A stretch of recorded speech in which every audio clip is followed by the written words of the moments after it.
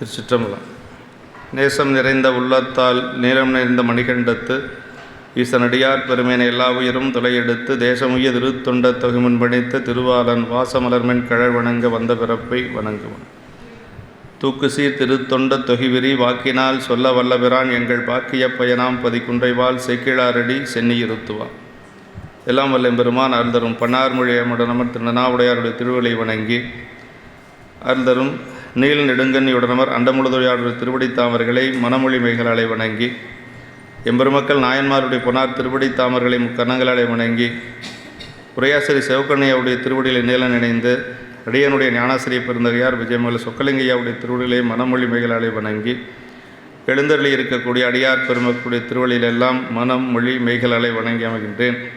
அன்பார்ந்த சிவரை சிலர்களே, இன்று நம்முடைய தொன்று புராணத்திலே பாயிர பகுதியாக அமைந்திருக்கக்கூடிய பெருமான் அடியெடுத்து கொடுத்த கூத்தப்பெருமானுடைய திருவருட்கருணையினாலே வான் நிழலாக அருளப்பெற்ற உலகலாம் என்று சொல்லக்கூடிய திருப்பாடலுக்கு இப்போ நம்ம விளக்குவரை பார்த்துட்ருக்குறோம். அது முதல்ல இருந்தே நம்ம பார்க்கலாம். விளக்கு உரை வருகின்ற பொழுது ஒரு கொஞ்சம் மட்டும் பார்க்கணும். உலகெல்லாம் உணர்ந்து ஓதற்கரியவன் நிலவுலாவிய நீர்மலி வேணியன் அலகில் சோதியன் அம்பலத்து ஆடுவான் மலர் சிலம்படி வாழ்த்தி வணங்குவோம்.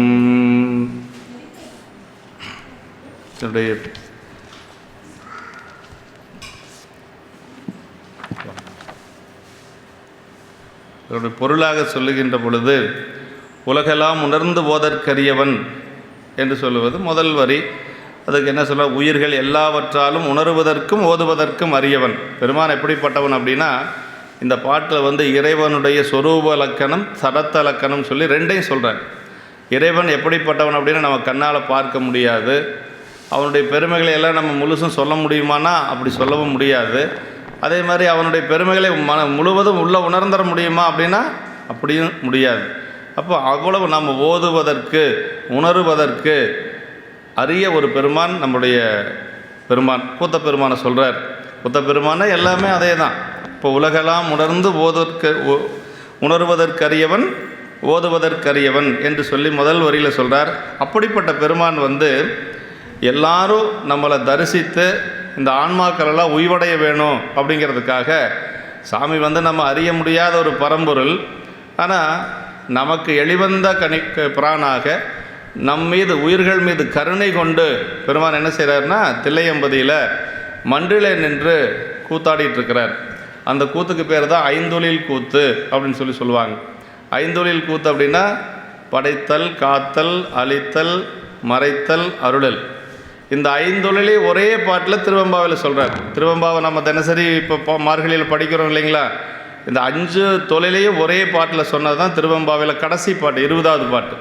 போற்றி அருளுகனின் ஆதியாம் பாதமலர், போற்றி அருளுகனின் அந்தமாம் செந்தளிர்கள், போற்றி எல்லா உயிர்க்கும் தோற்றமாம் பொற்பாதம், போற்றி எல்லா உயிர்க்கும் போகமாம் பூங்கலல்கள், போற்றி எல்லா உயிர்க்கும் ஈராம் இணையடிகள், போற்றிமால் நான்முகனும் காணாத புண்டரிகம், போற்றியாம் உய்ய ஆட்கொண்டருளும் பொன்மலர்கள், போற்றியா மார்கழி நீர் ஆடையலோர் எம்பாவாய். அப்படிங்கிறதுல அந்த 3வது வரியிலிருந்து பாருங்கள். போற்றி போற்றி போற்றி போற்றி எல்லா உயிர்க்கும் தோற்றமாம் பொற்பாதம் அப்படிங்கிறது படைத்தல் இல்லைங்களா? தோற்றம் அப்படிங்கிறது படைத்தல். அப்புறம் போற்றி எல்லா உயிர்க்கும் போற்றி எல்லா உயிர்க்கும் போகமாம் பூங்கடல்கள் அப்படின்னு போகம் அப்படிங்கிறது என்னென்னா காத்தல். அது யார்? விஷ்ணு செய்கிறது. விஷ்ணு அப்படின்னா விஷ்ணுவே செய்கிறதில்ல, பெருமான் விஷ்ணு மீது அதிர்த்து நின்று செய்கிறார். அப்போ காத்தல் படைத்தல் சொல்லியாச்சு, அப்புறம் காத்தல் சொல்லியாச்சு இல்லைங்களா? அதற்கு அடுத்தது போற்றி போற்றி அருள் போற்றியாம் உய்ய போற்றியாம் போற்றியாம் எல்லா போற்றி எல்லா உயிர்க்கும் ஈராம் இணையடிகள் இல்லைங்களா? அடுத்தது ஈராம் இணையடிகள் அப்படிங்கிறது அழித்தல் சொல்கிறாரு. அதற்கடுத்து போற்றிமால் நான்முகனும் காணாத புண்டரிகம் மறைத்தல். ஏன் நமக்கு இறைவன் திருவடி உடனடியாக கிடைக்காத சாமி மறைக்கிறார் அப்படின்னா நமக்கு பக்குவம் வருகின்ற வரைக்கும் சாமி மறைப்பார். அதான் மறைத்தல் தொழில் அப்படிங்கிறது. சாமி மறைக்கணுங்கிற அவசியம் ஏன் அப்படின்னா நமக்கு உலகியல் இன்பங்கள் எல்லாம் நம்ம அதிலிருந்து வெளியில் வர வரைக்கும் அந்த உலகியல் இன்பங்கள் நம்ம அனுபவிக்கணும். அது உலகியல் இன்ப துன்பங்கள் எல்லாம் அனுபவிக்கின்ற வரைக்கும் சாமி வந்து நமக்கு திருவடி காட்டாமல் மறைச்சிட்ருப்பார். அப்புறம் கொஞ்சம் அனுபவம் நமக்கு நல்லா வந்ததுக்கு பிறகு, அந்த பக்குவம் வந்ததுக்கு பிறகு சாமி வந்து அருள் செய்வார். அதான் போற்றியாம் உய்ய ஆட்கொண்டருளும் பொன்மலர்கள் என்று சொல்கிறார். அப்போ அந்த ஒரே பாட்டில் 5 தொழிலையும் சொல்லியிருக்கிறார் நமக்கு மணிவாசக பெருமான். இப்படி சொன்னது வேற எங்கேயாவது இருக்குதா அப்படின்னா திருமந்திரத்தில் இருக்குது, வேற எங்கேயும் இல்லைங்க. ஒரே பாட்டில் 5 தொழிலையும் சொல்லக்கூடியது இதை விட்டால் திருமந்திரத்தில் இருக்குது. ஆனால் திருவெம்பாவையில் தான் கடைசி பாட்டில் சொல்லப்பட்டிருக்கு. அதனால் அந்த இறைவன் வந்து எதுக்காக இதெல்லாம் செய்கிறார் அப்படின்னா, அதாவது உணருவதற்கரியவன் ஓதுவதற்கரியவன் அப்படிங்கிறோம். அப்போ எப்போவுமே சாமியை வந்து உணர முடியாது, ஓதவே முடியாதா அப்படின்னா, எப்பொழுதுமே அறிய முடியாத ஒரு பொருளுக்கு என்ன பேருனா இல்லாத ஒரு பொருள்னு பேருங்க. அப்போ இல்லாத ஒரு பொருள் இருந்தால் ஒன்று தான், இல்லாத போனால் நமக்கு ஒன்று தான். அப்படி அல்ல. அதாவது ஒரு வகையால் அறிய முடியாது, இன்னொரு வகையால் அறிய முடியும். எப்போ அறிய முடியும் அப்படின்னா, அதான் மணிவாசக பெருமான் எளிமையாக நமக்கு சொல்கிறார், அவன் அருளாலே அவன் தாள் வணங்கி. அப்படின்னா உலகியல் நம்முடைய உலகியல் அறிவை கொண்டு பெருமானை அறிய முடியாது. இறைவனை பற்றி அறிவு இருக்குது பாருங்கள், அதை வைத்து பெருமானை அறிய முடியும் அப்படிங்கிறது நம்ம எடுத்துக்கணும். அப்படி தன்னை யாரும் எளிதில் கண்டு தரிசித்து உய்ய வேண்டும் என்பதற்காக அப்படிப்பட்ட பெருமான், உருவமில்லாத ஒரு பெருமான் தில்லையில் வந்து மன்றிலே நின்று ஆடிட்டுருக்கிறார். எதற்காக? நாமெல்லாம் உய்வடைய வேண்டும் என்பதற்காக அப்படி ஆடிட்டுருக்கிறார். அந்த ஒரு காட்சி ஒரு முறையாவது நம்ம தில்லை சென்று பார்த்துட்டோன்னு வச்சுக்கங்களேன், நமக்கு பிறப்பு நீங்குங்க. அடுத்த பாட்டு அதான் சொல்ல போகிறார், 2வது பாட்டு. ஆமாம், 2வது பாட்டில் என்ன சொல்கிறாருன்னா, இந்த உடம்பெடுத்ததனுடைய பயன் எப்போ நமக்கு நீங்குது அப்படின்னா, தில்லை சென்று கூத்தப்பெருமானை வழிபாடு செய்கின்ற பொழுது நீங்குது. அதான் 2வது பாட்டில் சொல்ல போகிறார். இப்போ அந்த மாதிரி அப்படி உய்ய வேண்டும் என்ற ஒரு கருணையினாலே 3ஆம் பிறை சந்திரன் உலவாவதற்கு இடமாய் கங்கை நீர் நிறைந்த சடையை உடையவனாயும் பெருமான் வந்து சடையில் என்ன வச்சிருக்கிறார்? கங்கையை வச்சிருக்கிறார், நிலவை வைத்திருக்கிறார், அப்புறம் அரவு அதுபோக சூடியிருக்கிறார். இப்படி எல்லாம் பெருமான் வந்து அந்த நிலையோடு இருக்கிறார். அப்புறம் என்ன சொல்கிறாரு? அழகில் சோதியன். அழகில் சோதியன் அப்படிங்கிறது என்னென்னா, அளவில்லாத ஒளியுருவு உடையவன் என்று சொல்கிறாருங்க. பெருமானுடைய ஒளியை பற்றி சென்ற வகுப்பில் நம்ம விரிவாக சிந்தித்தோம் இல்லைங்களா? பெருமானுடைய ஒளி எப்படிப்பட்ட ஒளி? சூரியன், சந்திரன், அக்னி 3 வந்து ஒளிப்பொருள். அந்த 3 ஒளிப்பொருளுக்கும் ஒளி கொடுக்கக்கூடியது நம்ம சாமி தான். அதனால் அது தற்பிரகாசம், சுயப்பிரகாசம் அப்படின்னு சொல்லுவாங்க. ஆமாம், அதை தானே ஒளியக்கூடிய ஒரு ஒளி பெருமானுடைய ஒளிங்க. சந்திரன், சூரியன் எல்லாம் எப்படின்னா, இரவு நேரத்தில் சந்திரனுடைய ஒளி இருக்கும், பகல் நேரத்தில் சூரியனுடைய ஒளி இருக்கும். அக்னி அப்பப்போ நமக்கு தேவையாக இருந்தால் அக்னியினுடைய ஒளி. ஆனால் எப்பொழுதுமே ஒளி பிளம்பாக இருக்கக்கூடியது பெருமான் தாங்க. அதனால தான் மற்ற ஒளிக்கு இதுக்கும் வேறுபாடு. அதான் அழகில் சோதியன் என்று சொல்கிறாருங்க. அப்படி அழகில் சோதியன், அளவில்லாத ஒளியுருடையவனாயும் அப்படி இருக்கக்கூடிய பெருமான் என்ன பண்ணுறாரு? அம்பலத்தில் ஆடுவான் என்று சொல்லி அந்த தில்லையிலே திருச்சிற்றம்பலத்தினிடத்தே ஆனந்த திருக்கூத்து ஆடுகின்றவனாயும் உள்ள இறைவனுடைய அந்த மலர் சிலம்படி வாழ்த்தி வணங்குவாம். அப்படின்னா அப்படிப்பட்ட பெருமானுடைய திருவடியை நம்ம வாழ்த்தி வணங்குவோம். முதல் பாட்டிலேயே சேக்கிழார் பெருமான் ஏன் திருவடியை வணங்குறார் அப்படின்னா, அடியார்கள் யார் அப்படின்னா இறைவனுடைய திருவடி சம்பந்தப்பட்டவர்கள். அதனால் முதல்ல அடியார், இப்போ சாமியினுடைய கூத்தப்பெருமானுடைய திருவடியை வணங்கினாலும் ஒன்று தான், அதே மாதிரி மற்ற எல்லா அடியார்களையும் வணங்கினாலும் ஒன்று தான், ரெண்டும் ஒன்றே தான். அதனால் அந்த திருவடியை வணங்குறார். என்ன சொல்கிறார்? மலர் சிலம்படி என்று சொல்லி அந்த அடியார் பெருமக்களுடைய உள்ளத்திலிருந்து உள்ள தாமரையை மலர்த்துகின்ற திருவடின்னு ஒரு பொருள் உண்டுங்க. அப்படின்னா சாமி எங்கே இருக்கிறார் அப்படின்னா, நமக்கு எல்லாத்துக்குமே பெருமான் இருக்கக்கூடிய இடம் உள்ள தாமரை தாங்க. அதாவது உள்ளுக்குள்ள இதயத்தில் இருக்கக்கூடிய தாமரையில் தான் சாமி இருக்கிறார். அது பூசை செய்கிறவங்களுக்கு ரொம்ப ரொம்ப முக்கியம். எங்கே வச்சு நம்ம பூசை பண்ணணும்? அகப்பூசை அப்படின்னா இதயத்தில் ஒரு 1000 இதழோட ஒரு தங்க தாமரை இருக்கிற மாதிரி நம்ம மனசுக்குள்ளே நினச்சிக்கணும். அந்த தங்க தாமரையில் பெருமானை எழுந்தருள் செஞ்சு பூஜை செய்யணுங்க. அந்த உள்ளுக்குள்ளே இருக்கக்கூடிய தாமரை இருக்குது பாருங்க, அது யார் மலர்த்துவா? சிவபெருமானுடைய திருவடி தான் அந்த உள்ள தாமரையை மலர்த்தக்கூடிய திருவடி. அதான் மலர் சிலம்படி அப்படின்னு சொல்கிறார். இப்போ உள்ள தாமரை குவிந்திருந்தால் என்ன இருக்கும்? பெருமானுடைய திருவருள் நமக்கு கிடைக்காது. அந்த உள்ள தாமரை மலர்த்துகின்ற திருவடி பெருமானுடைய திருவடி, அதான் கூத்த பெருமானுடைய திருவடி அப்படின்னு சொல்லி மலர் சிலம்படி வாழ்த்தி வணங்குவாம் என்று சொல்லி இந்த பாடலில் சொல்கிறார். உணர்ந்து ஓதற்கரியவன் அப்படிங்கிறது அதை போன வகுப்பில் ரொம்ப விரிவாக நம்ம சிந்திச்சிருக்கிறோம். அந்த உணர்ந்து ஓதற்கரியவன் என்று சொல்லுவது சொரூப லக்கணம். அப்புறம் நிலவுலாவிய நீர்மை. சொரூப லக்கணம்னு என்னென்னா இறைவனுடைய தன்னியல்பு, அவன் இருக்கக்கூடிய நிலை எப்படி அப்படின்னா நம்மெல்லாம் கண்ணால் காண முடியாத ஒரு பெருமான்.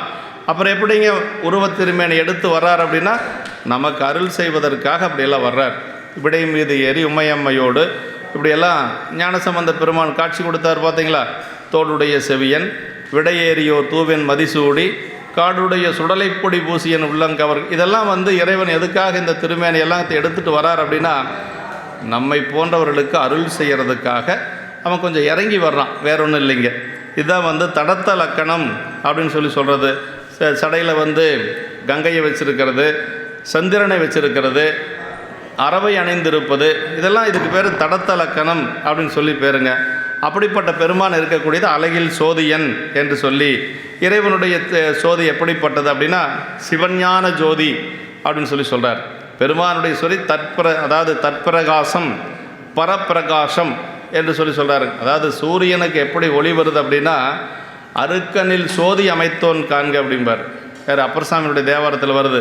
அருக்கன்னா சூரியன், சூரியனுக்கு அந்த ஒளியை கொடுக்கறது யார் அப்படின்னா சிவபெருமான் தான். சிவபெருமான் இல்லைன்னா சூரியனுடைய ஒளி ஒளிராது. சந்திரனில் அதே மாதிரி தான். ஆமாம், சந்திரனுக்கு ஒளியை கொடுக்கறதும் சாமி தானுங்க. அது தேய்ந்து போகக்கூடிய சந்திரனை தலைமுடி மேலே வச்சு வளரச் செய்தவர் இல்லையா.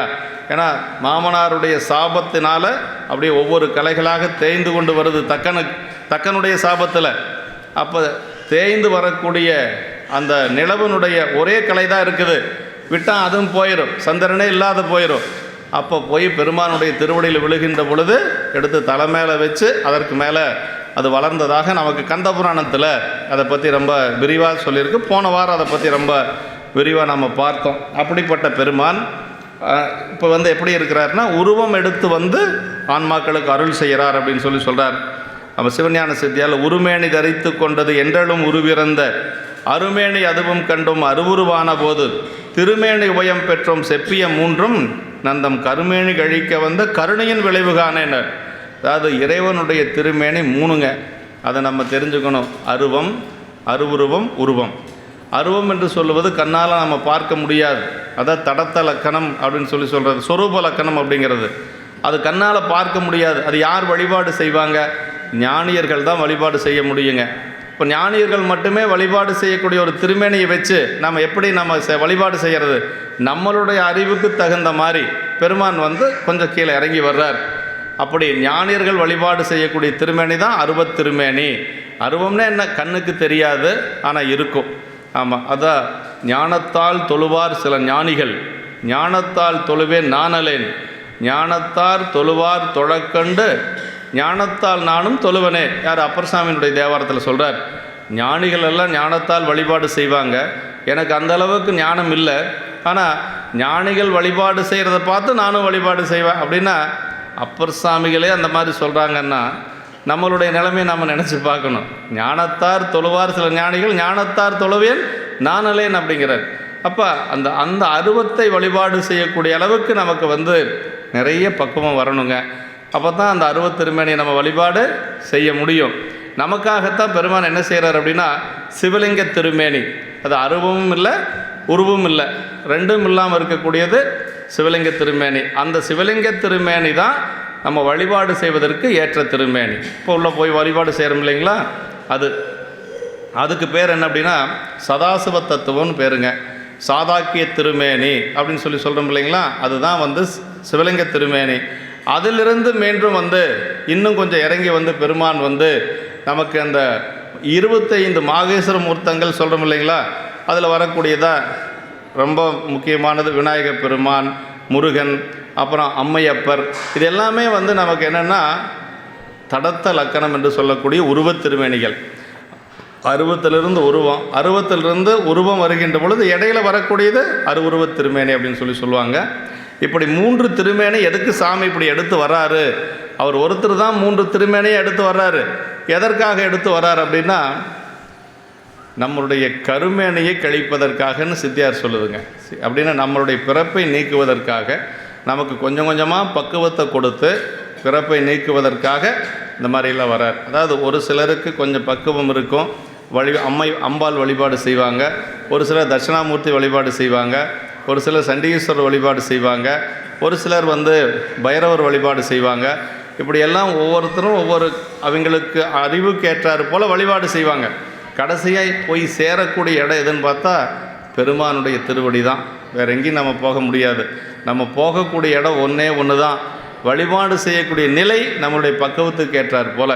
அதுதான் சாமி அந்த தடத்த லக்கணம் என்று சொல்லக்கூடியது அதுதாங்க. திருமேனி அதை செப்பிய மூன்றுந்தங்கம் நந்தம் கருமேனி கழிக்க வந்த கருணையின் விளைவுகானே என்று சொல்லி நமக்கு சொல்கிறார். இப்படியெல்லாம் பெருமானுடைய அந்த நிலை நம்ம இந்த வணங்குவாம் அப்படிங்கிற வரைக்கும் நம்ம பார்த்தோம்னு நினைக்கிறேன் இல்லைங்களா.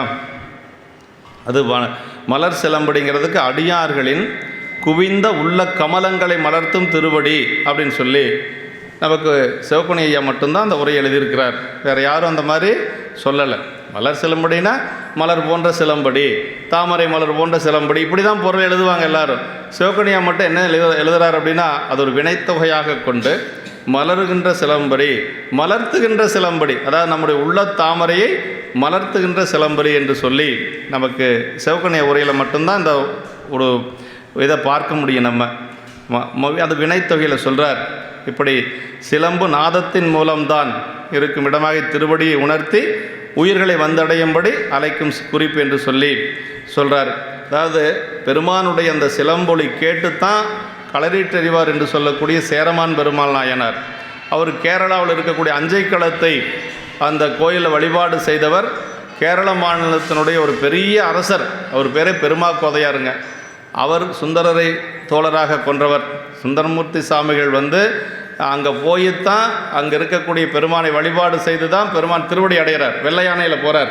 அப்படிப்பட்ட சேரமான் பெருமான் நாயனார் தினசரி சிவபூஜை பண்ணுவார். அப்படி சிவபூஜை நாமெல்லாம் சிவபூஜை பண்ணுறோம் இல்லைங்களா. அந்த நேரத்துக்கு தகுந்த மாதிரி நம்ம பண்ணிக்குவோம். ஒரு நாளைக்கு அரை மணி நேரத்தில் பண்ணுவோம், ஒரு நாளைக்கு 1 மணி நேரத்தில் பண்ணுவோம், ஒரு நாளைக்கு 1.5 மணி நேரத்தில் பண்ணுவோம். என்ன பண்ணாலும் நம்மளுக்கு ஒரே அனுபவம் தான் இருக்கும். ஆனால் சேரமான் பெருமாள் நாயனாருக்கு எப்பொழுதும் சிவபூஜை முடிக்கிறதுக்கு முன்னாடி ஒரு சிலம்போசை கேட்கும். அந்த சிலம்போசை கேட்கலைன்னா அவர் பூசையை முடிக்க மாட்டார். பூசையை முடிக்க மாட்டார்னு என்ன அர்த்தம் அப்படின்னா, நம்மளுடைய பூசையில் ஏதோ தவறு நடந்துருச்சு, பெருமான் சிலம்போசை இன்றைக்கி கேட்கலை. இது மாதிரி யாருக்குமே அந்த சிலம்போசை கேட்டது இல்லை, அவருக்கு மட்டும் கேட்குதுங்க. அப்படி ஒரு நாள் கேட்காது, ஒரு நாள் அந்த சிலம்போசை கேட்கறது இல்லை. பூசை நிறைவாகிற நேரத்துலையும் சிலம்போசை கேட்கலை. அப்போ என்ன நினைக்கிறார் அப்படின்னா, அவர் அரசராக இருந்தாலும் கூட நம்ம பூசையில் ஏதோ நம்ம தவறு செஞ்சிட்டோம், அந்த பூசையில் தவறு செஞ்சதுனால இன்றைக்கி சாமி நம்ம பூசைக்கு வரல, இனிமேல் இந்த உயிரோடு நம்ம இருக்கக்கூடாது, நம்ம பெருமான் ஏற்றுக்கொள்ளக்கூடிய ஒரு பூசை கூட செய்ய முடியாமல் இந்த உயிரை வச்சிருக்கிறதா அப்படின்னு சொல்லி அவர் என்ன பண்ணுறார் அப்படின்னா, இனிமேல் இந்த உயிர் வேண்டாம் என்று சொல்லி உடைவாளை எடுத்து தன்னை உயிரை மாய்த்து கொள்ள முற்படுகின்ற பொழுது பெருமானுடைய சிலம்போசை கேட்கும். அப்படி சிலம்போசை கேட்குற பொழுது அவர் என்னன்னு கேட்குற பொழுது சாமி அசரீரியாக சொல்வார். தில்லையம்பதியில் சுந்தரன் சொல்லி ஒருத்த பாடிட்டு இருந்தான், அவனுடைய பாடலில் நான் மயங்கி இருந்தேன், அதனால் அவனுடைய பூசைக்கு வர முடியல அப்படின்னு சொன்னதுக்கு பிறகு தான், அது வரைக்கும் சுந்தரர்னால் யார் அவருக்கு தெரியாது, யாருக்கு சேரமான் பெருமாள் நாயனாருக்கு தெரியாது. அதற்கு பிறகு தான் சிவபெருமானே ஒரு பாடலில் மயங்கி இருக்கிறார்னா அவர் எப்படிப்பட்டவராக இருப்பார், அதனால் நான் அவரை போய் பார்க்கணும் என்று சொல்லி அங்கேருந்து நேராக கேரளாவிலிருந்து திருவஞ்சைக்களத்திலிருந்து அவர் திருவாரூர் வரார். அப்படி திருவாரூர் வருகின்ற பொழுது அவருக்கு அருள் செய்த கூத்தப்பெருமானை முதல்ல போய் வழிபாடு செஞ்சுட்டு போகலான்னு சொல்லி தில்லையம்பதி அவர் வழிபாடு செய்கிறார். அப்படி தில்லையம்பதி வழிபாடு செய்கின்ற பொழுது அந்த சிலம்போசை அவருக்கு கேட்குதுங்க. அதாவது சிலம்போசை கொடுத்தது 2 பேர்த்துக்குங்க, மணிவாசக பெருமானுக்கு சேரமான் பெருமாள் நாயனாருக்கு. வேறு யாருக்கு சிலம்போசை கிடைக்கல. கூத்தப்பெருமானுடைய திருவடி கிடச்சிது, அப்பர் சாமிகளுக்கு கிடச்சிது, சுந்தரமூர்த்தி சாமிகளுக்கு கிடச்சிது, சுந்தரருக்கு இது நம்முடைய ஞானசம்பந்த பெருமானுக்கு கிடச்சிது. சேரமான் பெருமான் நாயனாருக்கு தான் அந்த சிலம்போசை கிடச்சிதுங்க. அதே மாதிரி வாதவூரடிகளுக்கு வாத ஊரனில் வந்தினிதருளி பாதச்சிலம்பொலி காட்டிய பரிசும்னு சொல்லி திருவாசகத்திலே அவர் பாடுறார். அவருக்கு கிடைச்சதுன்னு சொல்லி திருவாசகத்தில் அவரே அகச்சான்றாக பாடுறார். இவங்க 2 பேர்த்துக்கு தான் சிலம்போசை கிடைச்சது. ஒரு மன்னனுக்கு கிடைச்சதாக சொல்கிறாங்க. அது நமக்கு பெரிய புராணத்தில் அந்த செய்தி இல்லை. அதனால் அது எப்படி என்னன்னு தெரியல. ஆனால் இவருக்கு மட்டும் கிடைச்சது. அப்படி கிடைக்கிற பொழுது அவர் பொன்வண்ணத்து அந்தாதி என்று சொல்லக்கூடிய அந்த திருப்பதிகத்தை அங்கே பாடுறார். இதெல்லாம் புராணத்தில் இருக்கக்கூடிய செய்திகள். எதுக்காக சொல்கிறேன்னா, அந்த மலர் சிலம்படி அப்படின்னு சொல்லி சொல்கிறார்.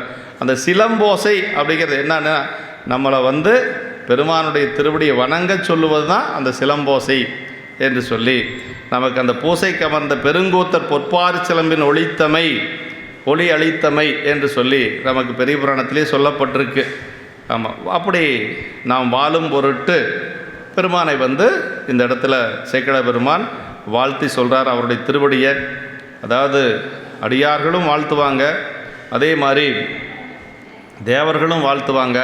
அடியார்கள் வாழ்த்துவது பெருமானை அன்பிற்காக வாழ்த்துவது, தேவர்கள் வாழ்த்துவது எதற்குன்னா அவங்களுக்கு பதவி கிடைக்கணுங்கிறதுக்காக வாழ்த்துவாங்க. இதுதான் 2க்கும் வேறுபாடு. தேவர்களும் வாழ்த்துவாங்க. இப்போ திருமால் வழிபாடு செஞ்சார், நம்ம இல்லைன்னு சொல்ல முடியாது. திருமால் வந்து சிவபூஜை பண்ணார், நம்ம அதை எந்த குறையும் சொல்ல முடியாது. ஆனால் அவர் சிவபூஜை செய்தது எதுக்கு அப்படின்னா, அவர் வந்து காமிய பூஜைன்னு பேருங்க அதுக்கு.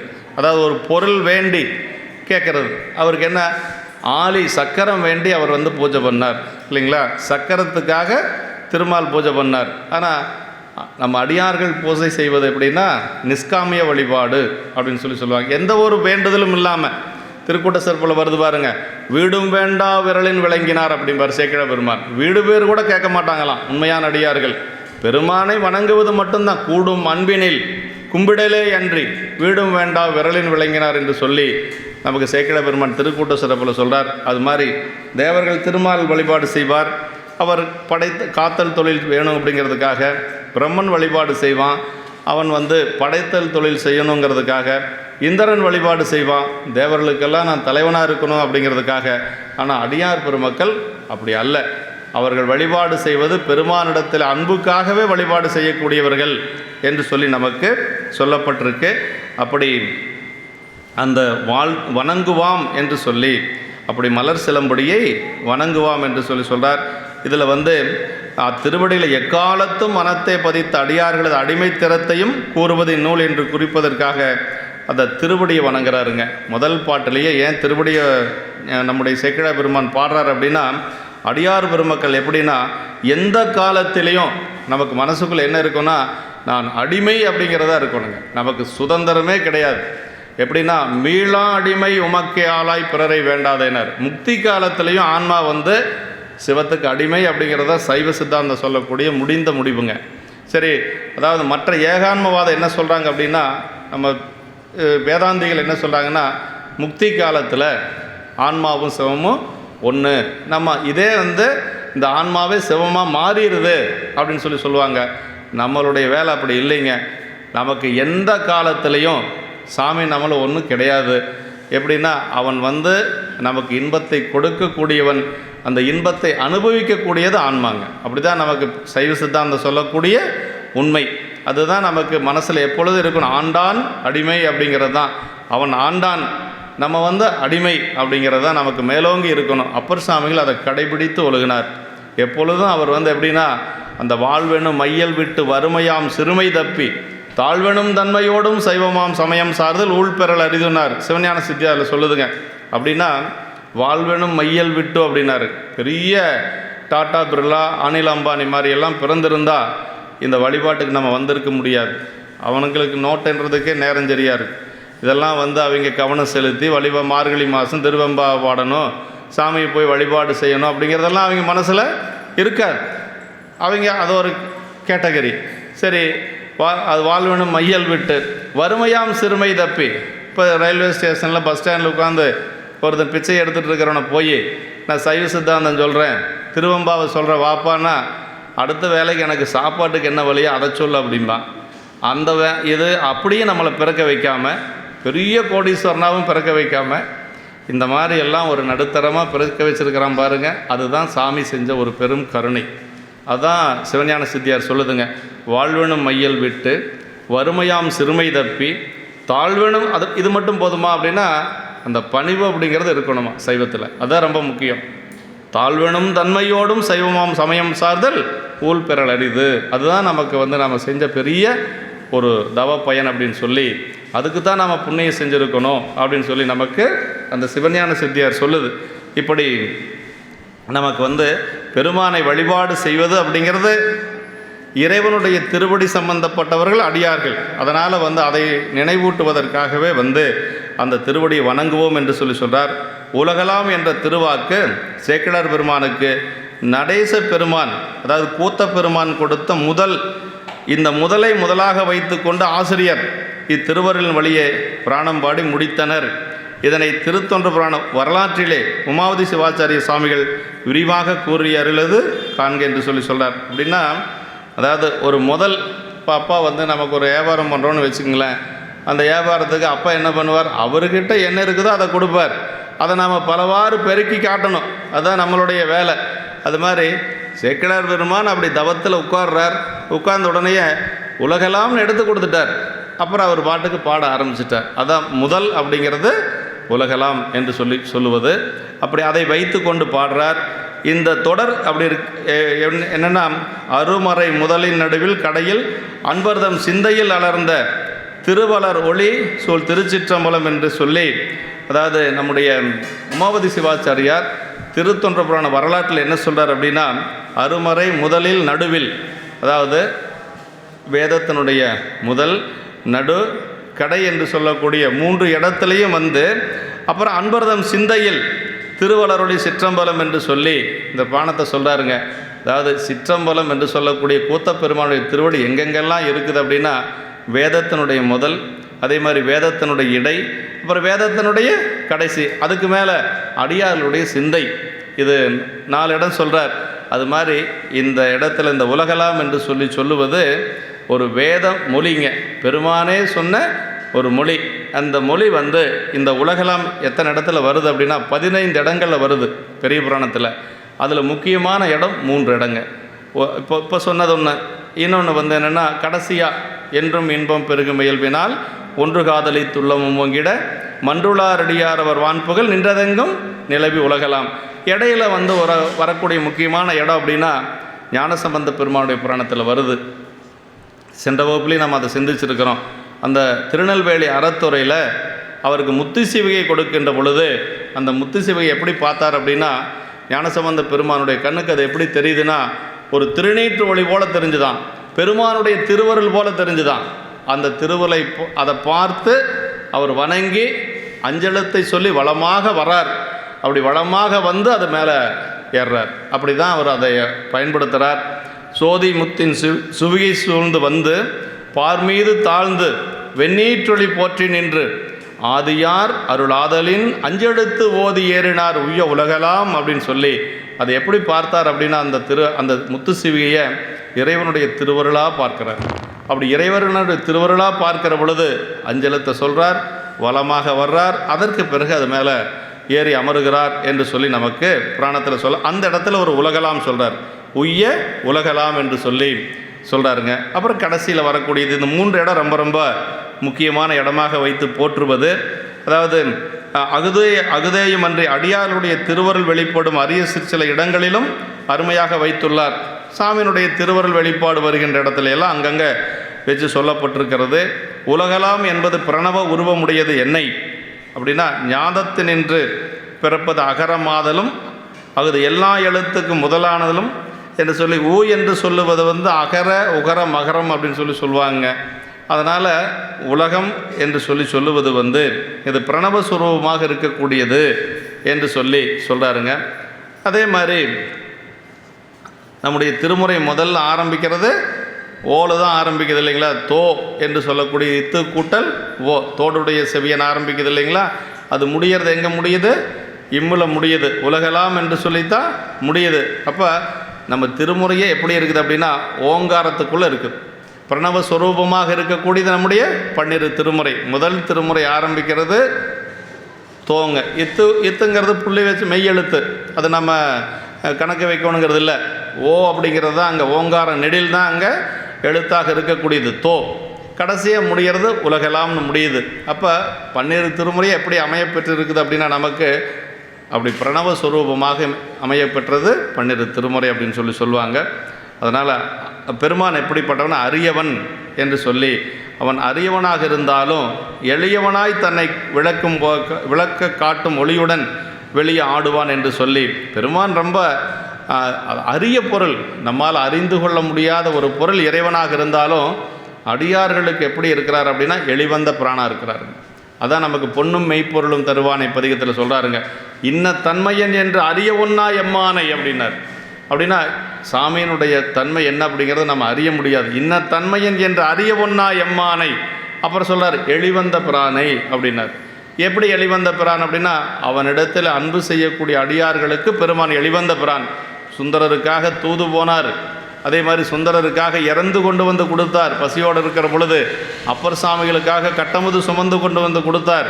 இப்படியெல்லாம் எத்தனையோ வேலை சாமி அடியார்களுக்காக செய்திருக்கிறார். அதனால் பெருமான் எப்படின்னா ஆயும் நுண்பொருளாகியும் வெளி அம்பலத்தில் நின்று ஆடுவார். நுண்பொருள் தான், சாமி கண்ணில் பார்க்க முடியாத பொருள் தான், சூக்கமமான பொருள் தான். ஆனால் நம்மெல்லாம் உய்வடைய வேண்டும் என்பதற்காக இறைவன் என்ன செய்கிறாரு, அம்பலத்தில் நின்று ஆடுகிறார். கூத்த பெருமானாக இருந்து எதுக்கு அருள் செய்கிறார் அப்படின்னா நம்மெல்லாம் உய்வடைய வேண்டும் என்பதற்காகத்தான் அருள் செய்கிறார் அப்படின்னு சொல்கிறாருங்க. அப்படி இந்த ஓதி யாரும் அறிவார் இல்லை ஓதி உலகலாம் சோதியாய் நிறைந்தான் சுடர் சோதியுள் சோதியான் என்று சொல்லி தேவாரத்தில் சொல்லப்பட்டிருக்குங்க. ஆமாம், இறைவனுடைய தன்மை என்ன அப்படிங்கிறது இந்த பாட்டில் நமக்கு சொல்கிறார்.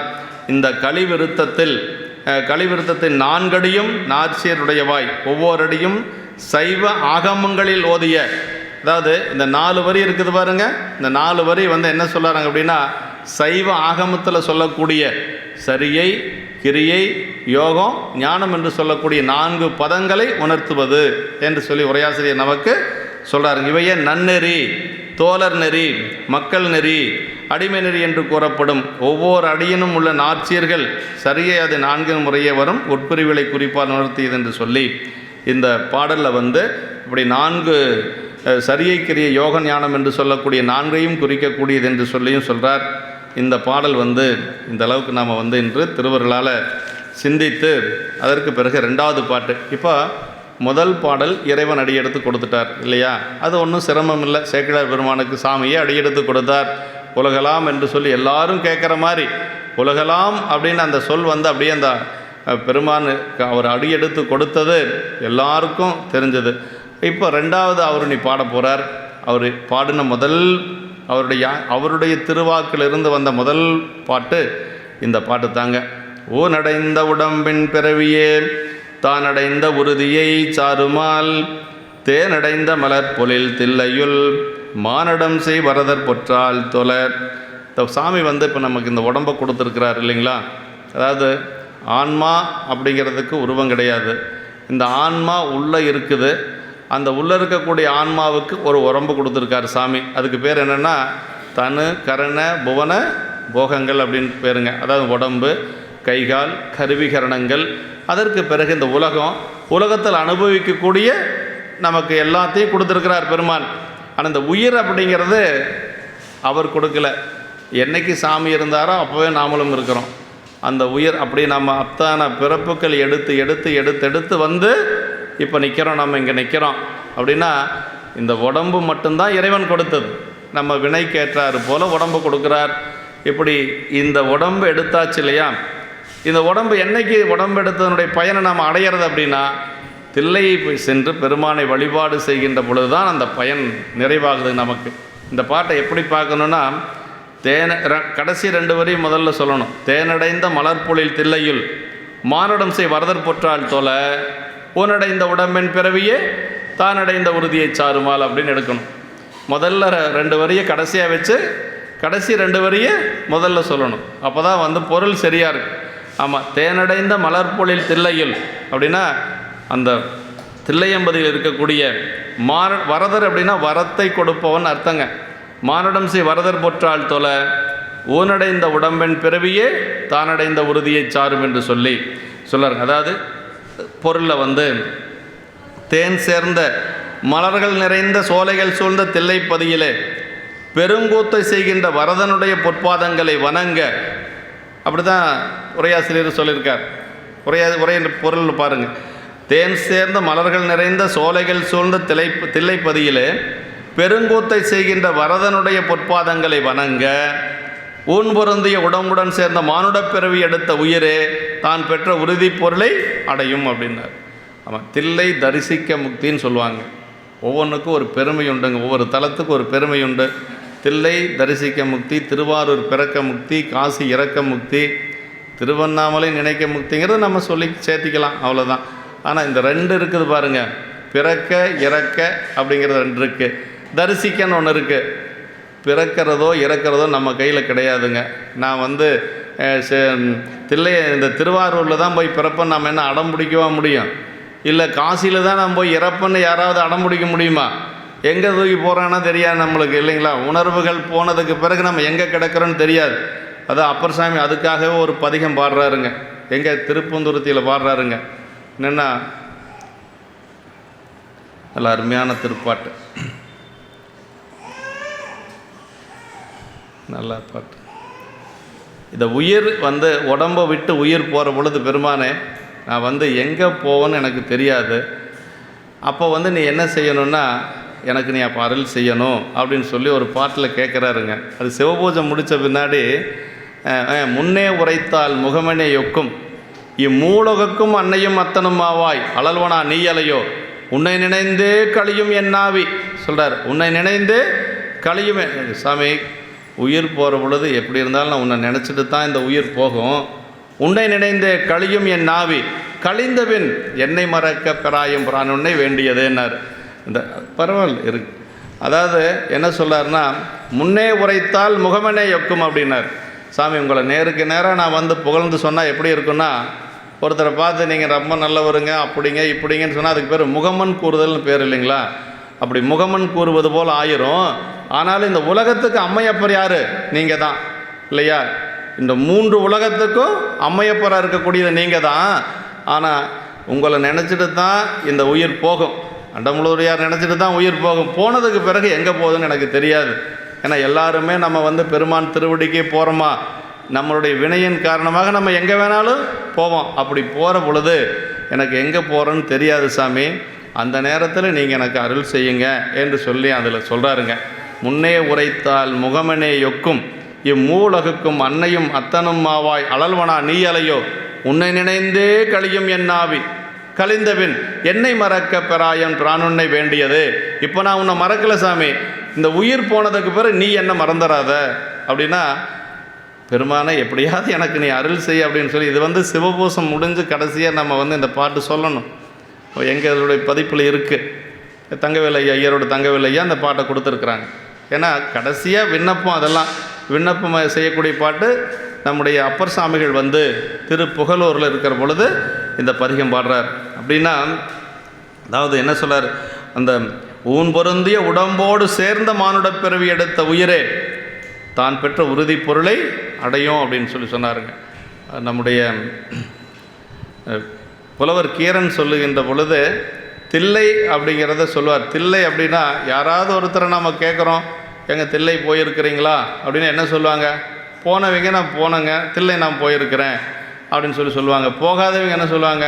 நான் போனது இல்லைங்க அப்படின்னு தானே சொல்லுவாங்க. இல்லைங்க தில்லையா நான் போனது இல்லைங்க அப்படின்னா, நான் போன தில்லைன்னு அதுலேயே வந்துடுதான். அவர் கீரன் சொல்லுவார், நான் போன தில்லை. அப்படி தில்லை போகாதவங்க யாருமே இல்லை.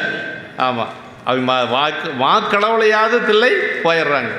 நான் போன தில்லை அப்படின்னு சொல்லி, நான் போனதில்லைங்க அப்படிங்கிறதுலையே என்ன வந்துடுது? நான் போனதில்லை அப்படின்னா தில்லை போகாத சைவர்கள் யாருமே இருக்கக்கூடாதுங்க. ஆமாம், சைவர்கள் அப்படின்னா தில்லை போகணும், அதே மாதிரி திருவாரூர் போகணுங்க. இந்த ரெண்டும் நமக்கு ராஜதானி. 2 ராஜா அங்கே தான் இருக்கிறாங்க. தில்லையில் ஒரு ராஜா இருக்கிறாரு, நடராஜா. அப்புறம் திருவாரூரில் தியாகராஜா. சைவத்தில் 2 ராஜா தான் சொல்லுவார். யார்? வாரியார் சாமிகள் சொல்கிற போது சைவத்துக்கு 2 ராஜா தாங்க. ஒன்று தில்லையில் இருக்கக்கூடிய நடராஜா, இன்னொன்று திருவாரூரில் இருக்கக்கூடிய தியாகராஜா. அதனால் எல்லாரும் சைவர்கள் கண்டிப்பாக சென்று வழிபாடு செய்ய வேண்டிய ஒரு பதி தில்லை, இன்னொன்று திருவாரூர். சைவத்தினுடைய ராஜதானி அப்படின்னு சொல்லக்கூடியது இந்த 2ம் தான். அதனால் ரொம்ப முக்கியமாக நம்ம வந்து தில்லை சென்று வழிபாடு செய்யணுங்க. ஊனடைந்த உடம்பின் பிறவி விளக்குறையில் நீங்கள் இருக்கிறப்ப பார்க்கலாம், நீங்கள் இங்கே இருக்கிறீங்க. ஊனடைந்த உடம்பு மற்ற பிறவிகள் என்றும் பிரித்து ஊனினால் ஆகிய விசேட உடம்பு பெற்ற மானுடரை உடற்திற்றுவினர். அதாவது மரம் செடி கொடிகள் எல்லாத்துக்குமே உயிர் இருக்குதுங்க, இல்லைன்னு சொல்ல முடியாது இல்லையா? ஆனாலும் இந்த உடம்பு இருக்கக்கூடிய தாவரங்களுக்கு இந்த உடம்பை கொடுத்துருக்கிறார் பெருமான். அதில் 7 தாதுக்கள் இருக்குது. அதில் சிறப்பான ஒரு பிறவி எது அப்படின்னா மானுட பிறப்புங்க. நம்ம மற்ற மிருகங்கள் எல்லாம் நம்ம வேறு ஒரு மிருகமாக பிறந்திருந்தால் நம்ம என்ன வழிபாடு செய்யவா முடியும்? அப்படியெல்லாம் செய்ய முடியாது. ஏதோ 1-2 செய்து கரவீரம் கழுதை வழிபாடு செய்திருக்குது, எறும்பியூர் எறும்பு வழிபாடு செய்திருக்குது, காலத்து யானை சிலந்தி பாம்பெல்லாம் வழிபாடு செய்திருக்குன்னா அதெல்லாம் வந்து என்ன சொல்லுது, எக்ஸம்ஷன் கேஸ். அதைவே நம்ம வந்து விதியாக எடுத்துக்க முடியாது. 1-2 நடக்கிறது, எல்லாம் அதே மாதிரி முடியாது. ஆனால் இந்த பிறப்பு அப்படிங்கிறது மானுட பிறவி தாமும் வகுத்தது. மானவா காயம் ஆனிடைத்து 5 ஆடும் அரண்மனைக்காக வென்று சிவஞான சித்தியார் சொல்லுதுங்க. எதுக்கு இந்த உடம்பு சாமி நமக்கு கொடுத்துருக்கிறார் அப்படின்னா அவனுக்கு தொண்டு செய்கிறதுக்குங்க. மனம் மொழி மெய் என்று சொல்லக்கூடிய 3 கரணங்களாலும் பெருமானை வழிபாடு செய்வதற்கு தான் இந்த உடம்பு கொடுத்துருக்கிறார். நம்ம என்ன நினச்சிக்கிறோன்னா நம்ம சாப்பிட்றது தூங்கிறது அப்படி இருக்கிறது, நம்ம உலகியல் இன்பங்களை அனுபவிக்கிறதுக்கு நினச்சிட்ருக்கிறோம். அதுவும் தான் இல்லைன்னு சொல்லலை. ஆனால் முக்கியமாக என்ன காரணம் அப்படின்னா இந்த காரணம்தான், இறைவனுக்கு தொண்டு செய்வதற்கு அப்படின்னு. அதுவும் அப்பர் சாமிகள் சொல்வாருங்க, வாய்த்தது நந்தமக்கு ஈதோர் விரைவி மதித்திடுமின் அப்படின்னார். மீண்டும் நம்ம மனுஷனாக பிறக்கிறோமா இல்லையான்னு யாருக்கு தெரியுங்க?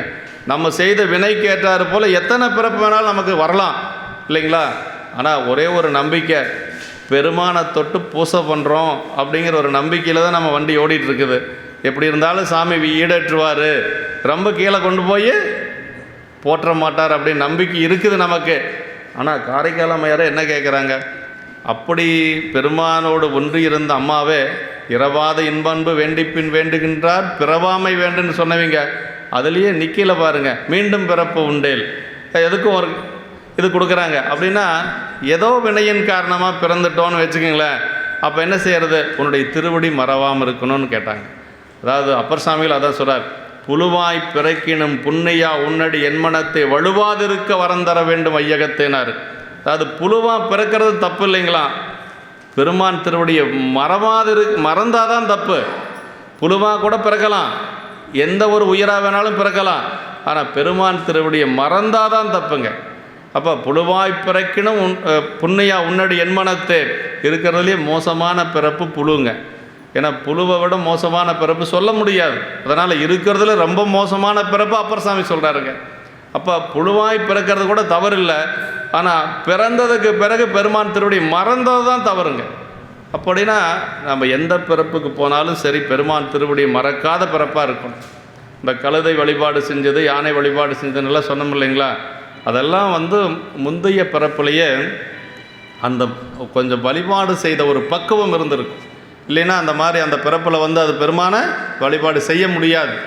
ஏதோ கொஞ்சம் விட்ட குறை தொட்ட குறைன்னு சொல்லணும் இல்லைங்களா, ஏதோ ஒரு வினையின் காரணமாக அது அந்த ஜந்துக்களாக பிறந்திருக்கும். ஆனாலும் அதுக்கு அந்த புண்ணிய விசேடம்னு ஒன்று இருக்குது இல்லையா, அதனால தான் அது அப்படி பிறந்திருக்கு. இங்கே வந்து நாம் உட்கார்றோம் பேசுகிறோம் அப்படின்னா ஏதோ ஒரு காரணம் இருக்குங்க. அப்பர் சாமியுடைய சரிதத்தில் ரொம்ப அருமையாக சொல்கிறார் சேக்கிழார் பெருமான். ஏற்கனவே ஒரு சைவ குடும்பத்தில் பிறந்திருக்கிறார் அப்பர் சாமி. அவருடைய குடும்பம் என்னென்னா சரியான சைவ குடும்பம். அந்த திருவாமூரில் பெரிய ஒரு வேளாளர் குடும்பத்தில் சைவ குடும்பத்தில் பிறந்திருக்கிறார். அப்புறம் ஏங்க சமணத்துக்கு போனார் அப்படின்னா அதுதான் அங்கே சொல்கிறார் சேக்கிழார் பெருமான், நம்பர் அருளாமையினால் அப்படின்னாருங்க. இறைவனுடைய திருவருள் இல்லை, அதனால் போனாராம். அப்போ சைவ சமயத்தில் வந்து திருநீர் வச்சு உத்ராட்சம் போட்டு நம்ம பெருமானை வழிபாடு செய்யணும்னா இறைவனுடைய திருவருள் வேணும், இல்லைன்னா முடியாதுங்க. தினசரி கோயிலுக்கு வரோம், பெருமானை வழிபாடு செய்கிறோன்னா இறைவனுடைய திருவருள் வேணும். நில்லா உலக இயல்பு கண்டு நிலையா வாழ்க்கை அல்லேன் என்று அறத்துறந்து சமயங்களானவற்றின் நல்லாறு தெரிந்துணர நம்பர் அருளாமையினால் கொல்லாமை மறைந்துரையும் அமன் சமயம் குறுகுவார் அப்படின்னார் சேக்கிழார் பெருமான். சின்ன வயசுலேயே அப்பர் சாமி ரொம்ப ஜீனியஸுங்க. எல்லா சமயத்தையும் படித்தாராம், எல்லா சமய நூல்களையும் படித்தார். இந்த உலக வாழ்க்கை நிலையற்றதுன்னு தெரிஞ்சிட்டார். அருமையான வேலை. உலக வாழ்க்கை நிலையற்றதுன்னு தெரியறதுக்கே நிறைய ஞானம் வேணுங்க. அதை தெரிஞ்சிட்டாராம். சரி, உலக வாழ்க்கை நிலையற்றதுன்னு தெரிஞ்சவர் நேராக சைவத்திலே இருந்திருக்கலாம்ல, ஏன் சமணத்துக்கு போனார் அப்படின்னா அங்கே தான் சொல்கிறார், நம்பர் அருளாமையினால் அப்படின்னார். கொல்லாமை அப்படிங்கிறது சைவத்திலையும் இருக்குது, அதே மாதிரி சமணத்திலையும் இருக்குது. ஏன் சைவத்திலிருந்து சமணத்துக்கு போனார் அப்படின்னா, நம்பர் அருளாமையினால் கொல்லாமை மறைந்துரையும் அமன் சமயம் குறுகுவார் அப்படின்னார்.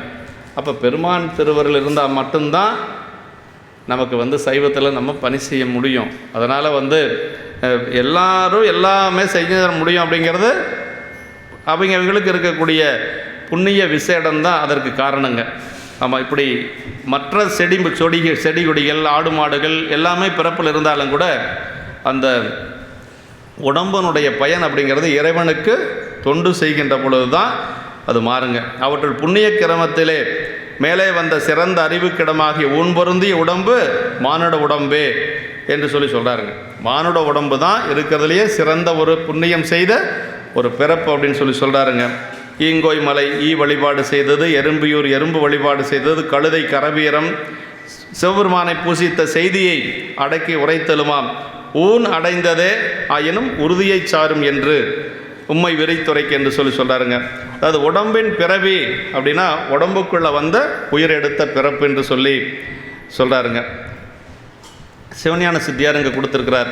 மானுட பிறவி தாமும் வகுத்தது மானவாக்காயம் ஆனிடத்து ஐந்தாடும் அரண்மனைக்காக வன்றோ வானிடத்தவர் மண்மேல் வந்த அரந்தனை அச்சிப்பர் ஓனிடத்து உழலும் மூவர் ஒன்றையும் உணராத அந்தோ என்று அதாவது வானிடத்தவரும் மண்மேல் வந்த அரணை அச்சிப்பர். தேவர்கள் எல்லாம் கூட பெருமானை இங்கே மண்ணுலகத்தில் வழிபாடு செய்திருக்கிறாங்க இல்லையா.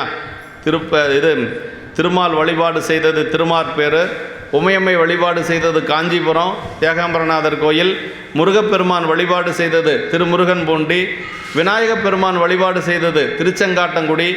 இவங்களுக்கெல்லாம் அங்கே கோயில் இல்லையா அப்படின்னா மண்ணுலகத்தில் தான் வழிபாடு செய்ய முடியும். மண்ணுலகத்தில் தான் அந்த ஆலயங்கள் பூஜை செய்வதற்கேற்ற உபகரணங்கள் இருக்கக்கூடியது மண்ணுலகம்தான். அதான் தேவர்கள் எல்லாம் மேலே பேசிகிட்டு இருக்கிறாங்களாம். மணிவாசக பெருமான் சொல்கிறாரு, இப்படி நாம் இங்கே இருக்கிறோமே இதனால் என்ன பயன்?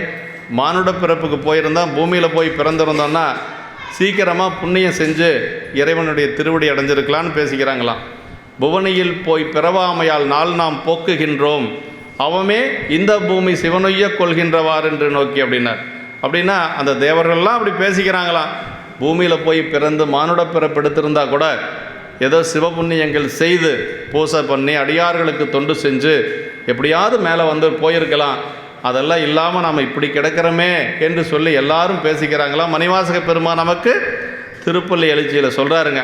அதுக்கு உதாரணம்தான் திருமால் வழிபாடு செய்திருக்கிறார், இந்திரன் வழிபாடு செய்தது, இப்படியெல்லாம் தேவர்கள் எல்லாரும் கீழே பெருமானை அர்ச்சித்திருக்கிறார்கள் அப்படிங்கிறது நமக்கு தெரியுதுங்க. அப்படி வானிடத்தவரும் மண்மேல் வந்த அரணை அர்ச்சிப்பர் ஊனெடுத்து உழலும் ஊமர் ஒன்றையும் உணராரந்தோ. அதாவது இதையெல்லாம் உணராது கண்டதே காட்சி கொண்டதே கோலன்னு உண்டதை தின்னுட்டு அப்படி தூங்கிட்டு அப்படி சுற்றிட்டு இருக்கிறவங்களை என்ன சொல்கிறாருன்னா, சிவஞான சித்தியார் ஆசிரியர் அவர் என்ன சொல்கிறார், ஊனெடுத்து உழலும் ஊமர் அப்படிங்கிறார். ஊமர்னா ஒன்றும் தெரியாதவன் அர்த்தங்க.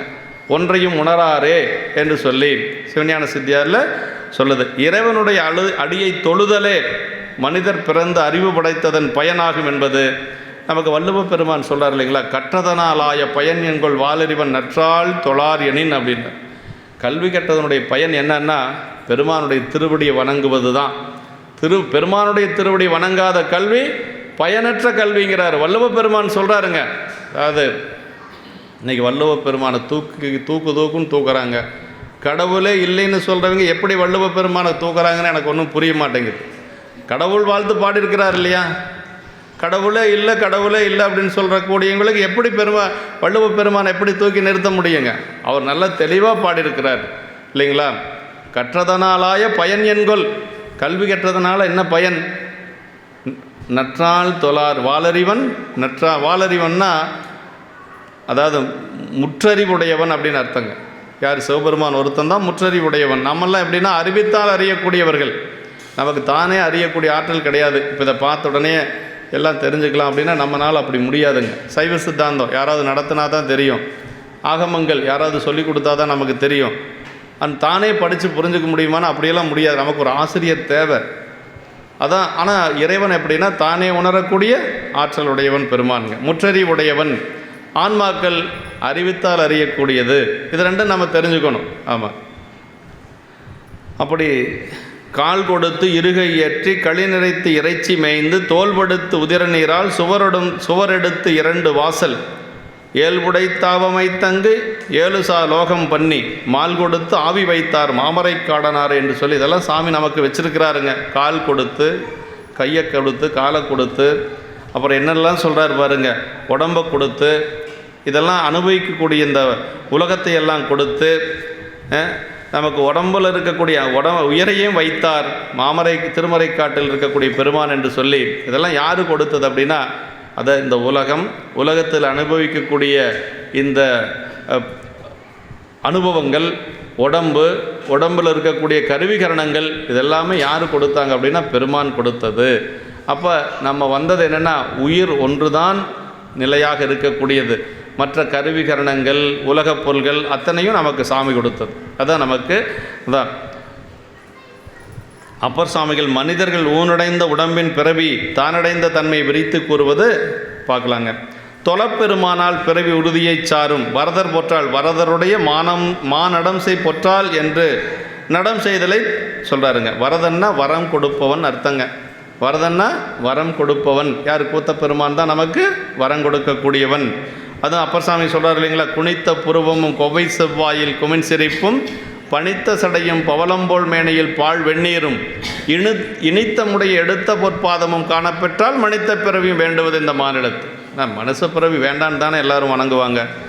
ஏன் அப்பர் சாமிகள் மீண்டும் மனித பிறவியும் வேண்டுவது இந்த மானிடத்தேன்னு அழுத்தமாக சொல்கிறார் அப்படின்னா, கூத்த பெருமானுடைய எடுத்த பொற்பாதத்தை பார்த்தோன்னா மீண்டும் பிறந்தாலும் பரவாயில்லைங்கிற அப்படின்னு என்ன அர்த்தம்?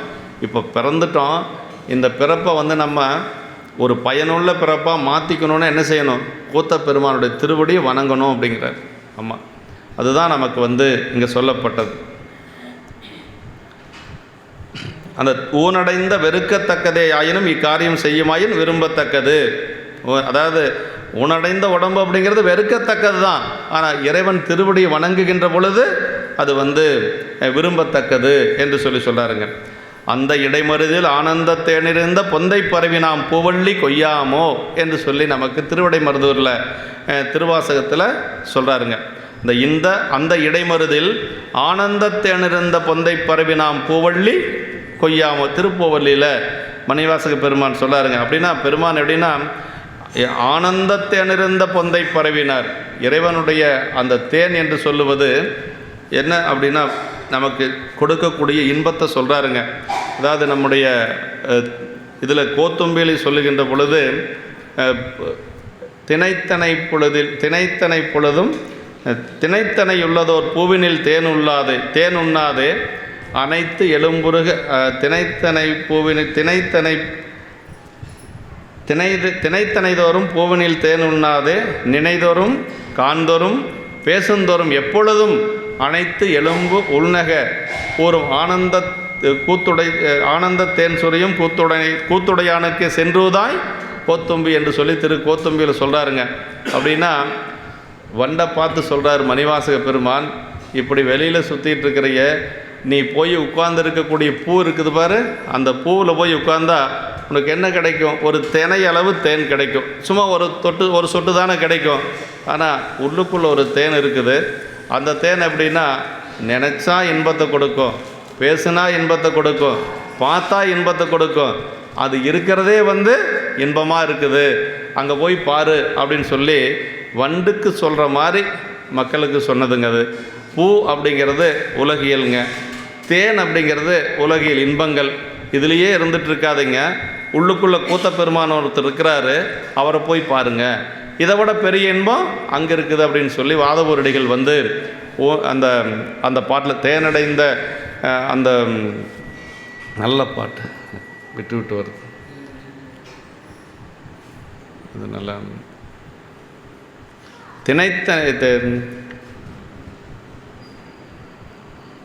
நல்ல பாட்டு.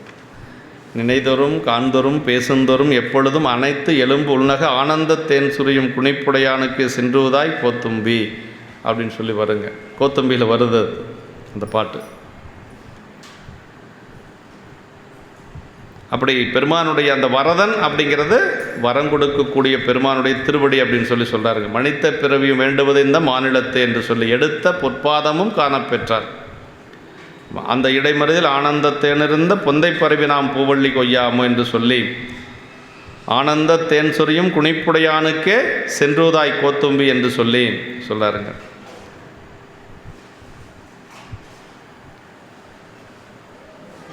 தினைத்தனையுள்ளதோர் பூவினில் தேனுண்ணாத, இந்த பாட்டு வந்துருச்சு.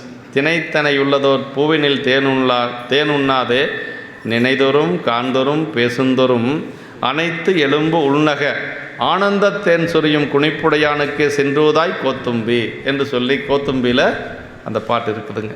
ஆமாம். ஊன் அப்படின்னா ஊனம் குற்றம் என்று பொருள் கொண்டு, அதாவது என்ன குற்றம் அப்படின்னா நமக்கு இந்த உடம்பு அப்படிங்கிறது அசுத்தமாயனுடைய காரிய பொருளுங்க. அசுத்தமாயனுடைய காரிய பொருள் தான் இந்த உடம்பு அப்படிங்கிறது. அதனால தான் நமக்கு பொருள் அல்லாதவற்றை பார்க்கின்ற பொழுது ஒரு மயக்கம் வருது. உலகியல் பொருள்களை பார்த்தா இது நல்லா இருக்குது, அழகாக இருக்குது, அந்த மயக்கம் வர்றதுக்கு என்ன காரணம் அப்படின்னா மாயை அப்படிங்கிற ஒரு நம்முடைய அந்த இதுதான். இந்த அசுத்த மாயனுடைய காரியம் என்னென்னா மயக்கம் செய்வது. அதனால தான் நம்ம பெருமானுடைய திருவருளில் அதிகமாக நம்மளுடைய கவனத்தை செலுத்தாமல் உலகில் இருக்கிறதுக்கு காரணம் என்னென்னா இந்த உடம்பு அப்படிப்பட்ட ஒரு வேலையை செய்யக்கூடியது என்று சொல்கிறார். இப்படி முதல் திருப்பாட்டில் மலர் சிலம்படி வாழ்த்தி வணங்குவாம் என்றவர் அதன் பயன் யாது என்பாருக்கு அந்த நடம் செய் பொற்றால் தொல பிறவி எடுத்த உறுதி சாரும் வேறு எதுதான் அரிது என்று சொல்லி இந்த பாட்டில் சொல்லாருங்க. அதாவது பெருமானுடைய திருவடி மலர் சிலம்படி வாழ்த்தி வணங்குவான்னு முதல் பாட்டில் சொன்னார். உலகலாம் பாட்டில் அந்த அந்த திருவடி வணங்குறதுடைய பயன் என்ன அப்படின்னா நடம் செய் பொற்றால் தொலை என்று சொல்லி பெருமானுடைய திருவடி வணங்குறத இதில் சொல்கிறாருங்க. அடுத்தது விநாயகர் பாட்டுங்க. இந்த இப்பொழுதுமே சைவ சித்தாந்த நூல் எல்லாமே விநாயகர் பாட்டு முதல்ல பாடுவாங்க. ஆனால் நம்முடைய திருமுறைகள் எதுவுமே அப்படி இல்லை. ஏன் அப்படி இல்லை அப்படின்னா இந்த திருமுறைகள் 12 திருமுறைகளுமே விநாயகர் பாட்டை முதல் வச்சு எதுலேயுமே இருக்காது. ஆனால் இடையில பாடியிருப்பாங்க. ஞானசம்பந்த பெருமானும் பாடியிருக்கார். பிடியதன் உருமை குழம்புக்கு கரியது. இப்படி திருவாசகத்தில் விநாயகரை பற்றி இல்லைங்க, என்னன்னே தெரியாது. விநாயகரை பற்றி எந்த இடத்துலையுமே கிடையாது திருவாசகத்தில். மற்ற திருமுறைகளில் இருக்குது. ஞானசம்பந்த பெருமான் பாடியிருக்கார். அதே மாதிரி அப்பர் சாமிகளுடைய தேவாரத்தில் கூட அதிகமாக இருக்காது. முருகப்பெருமானை பற்றி இருக்குது. திருவாசகத்தில் முருகப்பெருமானை பற்றி வருது. குமரன் தாதை அப்படின்னு சொல்லி வருது ஒரு இடத்துல. ஆனால் விநாயகப் பெருமான் வழிபாடு அதில் வர்றதில்லைங்க. ஏன்னா அந்த அளவுக்கு என்னென்னா காலத்தால் முற்பட்டதாக இருக்கலாம். 3ஆம் நூற்றாண்டு அந்த மாதிரி திருவாசகம் இருந்ததுன்னா அப்போ விநாயகர் வழிபாடு இல்லாமல் கூட இருந்திருக்கலாம். அது மாதிரி சொல்லுவாங்க.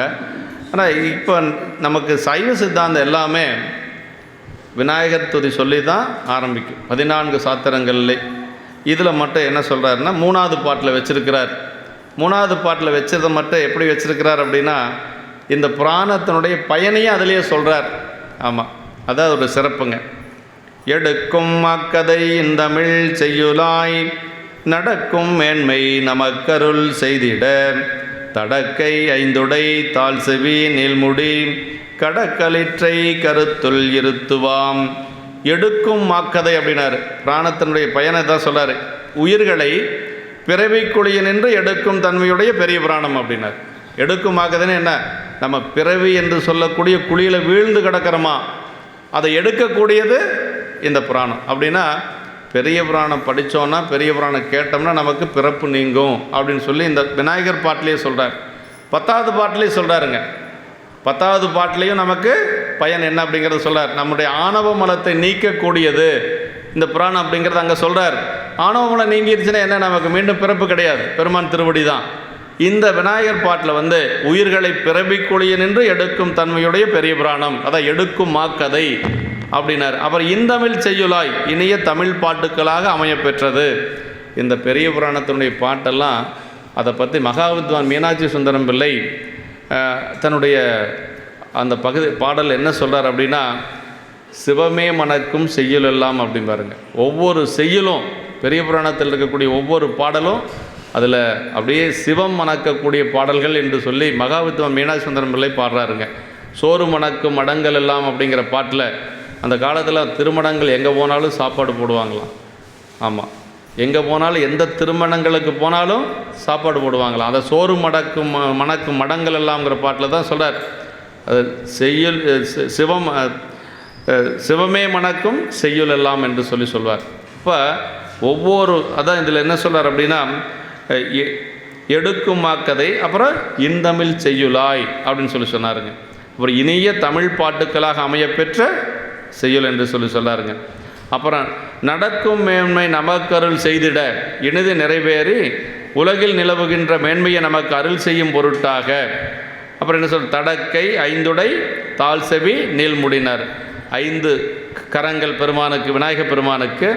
அப்புறம் தாழ்ந்த செவி, அப்படி தொங்கிட்டு இருக்கக்கூடிய செவி, நீண்ட முடியை உடைய அந்த மதையானை முகமுடைய விநாயக கடவுளை மனதிலே பதிய வைப்போம் என்று சொல்லி நமக்கு சொல்கிறாருங்க. அது இதில் என்ன சொல்கிறாருன்னா, எடுக்கும் மாக்கதை இந்தமிழ் செய்யலாம். எடுக்கும் என்ற குறிப்பினாலே பிறவியாகிய குழியிலிருந்து எடுக்கக்கூடிய என்று சொல்கிறாருங்க. அதாவது என்னை இப்பவத்தில் சேரா வகையெடுத்து சித்தியார் சொல்லும், சிவஞான சித்தியாரில் என்னை இப்பவத்தில்னா இந்த பிறப்பில் சேராது என்னை எடுத்து என்று சொல்லி அதில் சொல்வாருங்க. இன்னொரு இடத்துல சேக்கிழார் பெருமான் எங்கே சொல்கிறார் அப்படின்னா, சுந்தரரை பற்றி சொல்லுகின்ற பொழுது சொல்கிறாருங்க. சுந்தரர் அவர் திருவாரூர் குளத்தில் மூழ்கி 12,000 பொற்காசுகளை எடுக்கிறார். அந்த பொற்காசுகளை எங்கே வாங்குறார் அப்படின்னா, திருமுதுகுன்றம் என்று சொல்லக்கூடிய அந்த விருதாச்சலத்தில் வாங்குறார். 12,000 பொற்காசுகள் கொடுக்குறாரு சாமி. இதெல்லாம் நான் வழியில் கொண்டு போக முடியுமா? இத்தனை காசை தூக்கிட்டு என்னால் திருவாரூர் வரைக்கும் போக முடியாது சாமி, என்ன பண்ணுறீங்க? இந்த ஆற்றுல நான் போடுறேன். ஏன்னா சாமி சொல்கிறார், இந்த ஆற்றுல போட்டு நீ குளத்தில் போய் திருவாரூரில் எடுத்துக்கோ அப்படின்னு சொல்லுகின்ற பொழுது அவர் அதே மாதிரி சாமி சொல்கிற மாதிரியே அங்கே போடுறாரு. அதற்கு பிறகு திருவாரூரில் போய் பார்க்குறாரு, தேடுறாரு, கிடைக்கிறது இல்லை. பறவைநாச்சியார் வேற கரை மேலே உட்காந்துட்டு, ஐயா ஆற்றுல போட்டு குளத்தில் எடுக்கிறதுன்னு பழமொழி தான் நான் கேட்டிருக்கிறேன், இதெல்லாம் நடக்கிற காரியமா? ஆற்றுல போட்டது எப்படியா குளத்தில் எடுக்க முடியும்? உங்கள் பேச்சை கேட்டுட்டு நான் வேற கமலாலய குளத்தில் உட்காந்துட்ருக்கிறேனேன்னு அம்மா பேசுகிறாங்களாம். அது அவரால் தாங்க முடியல. அங்கே தான் பொன் செய்த மேனியினீர் அப்படிங்கிற பாட்டை பாடுறாருங்க. ஏத்தாது இருந்தொழியேன் இமையோர் தனி நாயகனேன்னு அப்படி வருந்தி பாடுறாருங்க. சாமி உங்களை முதல்ல பாடிட்டு அப்புறம் தான் நான் உள்ளே இறங்கியிருக்கோன்னு. ஆனால் என்னமோ இறங்கிட்டேன், இப்போவாது நினைக்கிறேன், பாடுறேன், பறவை ரொம்ப வருந்துறா, அதனால் நீங்கள் அருள் செய்யுங்க அப்படின்னு கேட்குறார். அதற்கு பிறகு முழுகிறார். 12,000 பொற்காசுகளையும் எடுக்கிறார். அதை சேக்கிழ பெருமான் என்ன சொல்லார்னா, உள்ளத்தில் ஒரு துளக்கம் இல்லோம் உலகுய இருண்டதிருக்களத்தில் முதுகுன்றதரு கனகம் ஆற்றினில் இட்டு வளத்தில் மலைந்து 7 உலகம் அடங்கு பெறும் திருவாரூர் குளத்தில் எடுத்தார், வினையின் குழிவாய் நின்று எமை எடுத்தார் அப்படின்னார். அவர் சேக்கிழார் பெருமான் என்ன சொல்கிறார்னா, அந்த 12,000 பொற்காசுகளை திருவாரூர் கமலாலயத்தில் சுந்தரர் எடுத்தாராம். அது எடுத்தது எப்படி இருக்குது அப்படின்னா, நான் வினை குழியில் போய் கிடந்த அவர் சொல்கிறார் பாருங்க. நம்மெல்லாம் அப்படி சொல்லுவோமே, என்ன நான் நிறைய புண்ணியம் செஞ்சுருக்கிறேன்னு நான் சொல்லுவேன்.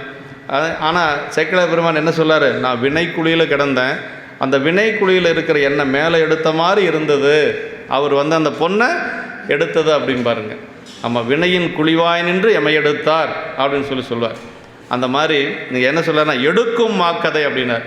நம்ம அப்படியே ஆணவ சேற்றிலே மூழ்கி கிடக்கிறோமா, நம்மளை அதிலிருந்து எடுக்கக்கூடியது என்னென்னா பெரிய புராணங்கிறார். ஆமாம், அதை எடுக்கும் மாக்கதை அப்படின்னார். இப்போ நமக்கு பிறப்பு நீங்கணுன்னா பெரிய புராணம் படிக்கணும், அடியார்கள் மேலே அன்பு வச்சுருக்கணுங்க. அதாவது நாயன்மார் வழிபாடு அப்படிங்கிறது அவ்வளவு சிறந்தது. நாயன்மார் எல்லாரும் சேர்ந்து வழிபாடு செய்த ஒரு நாயன்மார் கண்ணப்ப நாயனார். நாயன்மார் உயர்வு, அந்த நாயன்மார் எல்லாரும் வழிபாடு செஞ்சது யார்? கண்ணப்ப நாயனார். அப்போ அவர் எவ்வளோ பெரிய நாயன்மாராக இருப்பார்னு பாருங்கள். ஞானசம்பந்த பெருமான் வழிபாடு செய்திருக்கிறார், நாவுக்கரசு பெருமான் வழிபாடு செய்திருக்கிறார், அப்புறம் சுந்தரர் வழிபாடு செய்திருக்கிறார், வாதவூரடிகள் வழிபாடு செய்திருக்கிறார். அது ஆதிசங்கரர் 7ஆம் நூற்றாண்டு இல்லைங்களா, ஆதிசங்கரர் சொன்னாராம், எனக்கு ஒரு பிறப்பு இருந்தால் கூட அடுத்தது காலத்தியில் போய் நான் பிறந்திருக்கணும், காலத்தியில் பிறந்திருந்தால் கண்ணப்ப நாயனார் திருப்படி போட்ட அந்த மண்ணில் எப்படியாவது எனக்கு முக்தி கிடைச்சிரும்னு ஆதிசங்கரரே சொன்னார். அப்படின்னா கண்ணப்ப நாயனாருடைய அன்பு தான் அதுக்கு காரணங்க. ஆமாம், நாயன்மார் எல்லாரும் வழிபாடு செய்திருக்கிறாங்க, அவரையும் வழிபாடு செய்திருக்கிறாங்க, சண்டீஸ்வர நாயனாரையும் வழிபாடு செய்திருக்கிறாங்க. ஞானசம்பந்த பெருமானே சண்டீஸ்வர நாயனார் வழிபாடு செய்திருக்கிறார். அடுத்த வாரம் ஞாயிற்றுக்கிழமை குரு பூஜை, வருகின்ற ஞாயிற்றுக்கிழமை சடைய நாயனார் குரு பூஜை, அடுத்த ஞாயிற்றுக்கிழமை சண்டீஸ்வர நாயனார் குரு பூஜை. அப்படி உள்ள சேஞ்சலூருக்குள்ளே போகிற பொழுது ஞானசம்பந்த பெருமான் பல்லக்கில் விட்டு இறங்கி நடந்து போனாராம். சண்டீஸ்வர நாயனார் வழிபாடு செய்தது நம்ம பல்லக்கில் போகிறதா என்று சொல்லி இறங்கி போனாராம். இப்படியெல்லாம் ஞானசம்பந்த பெருமான் சில இடங்களில் போவார்.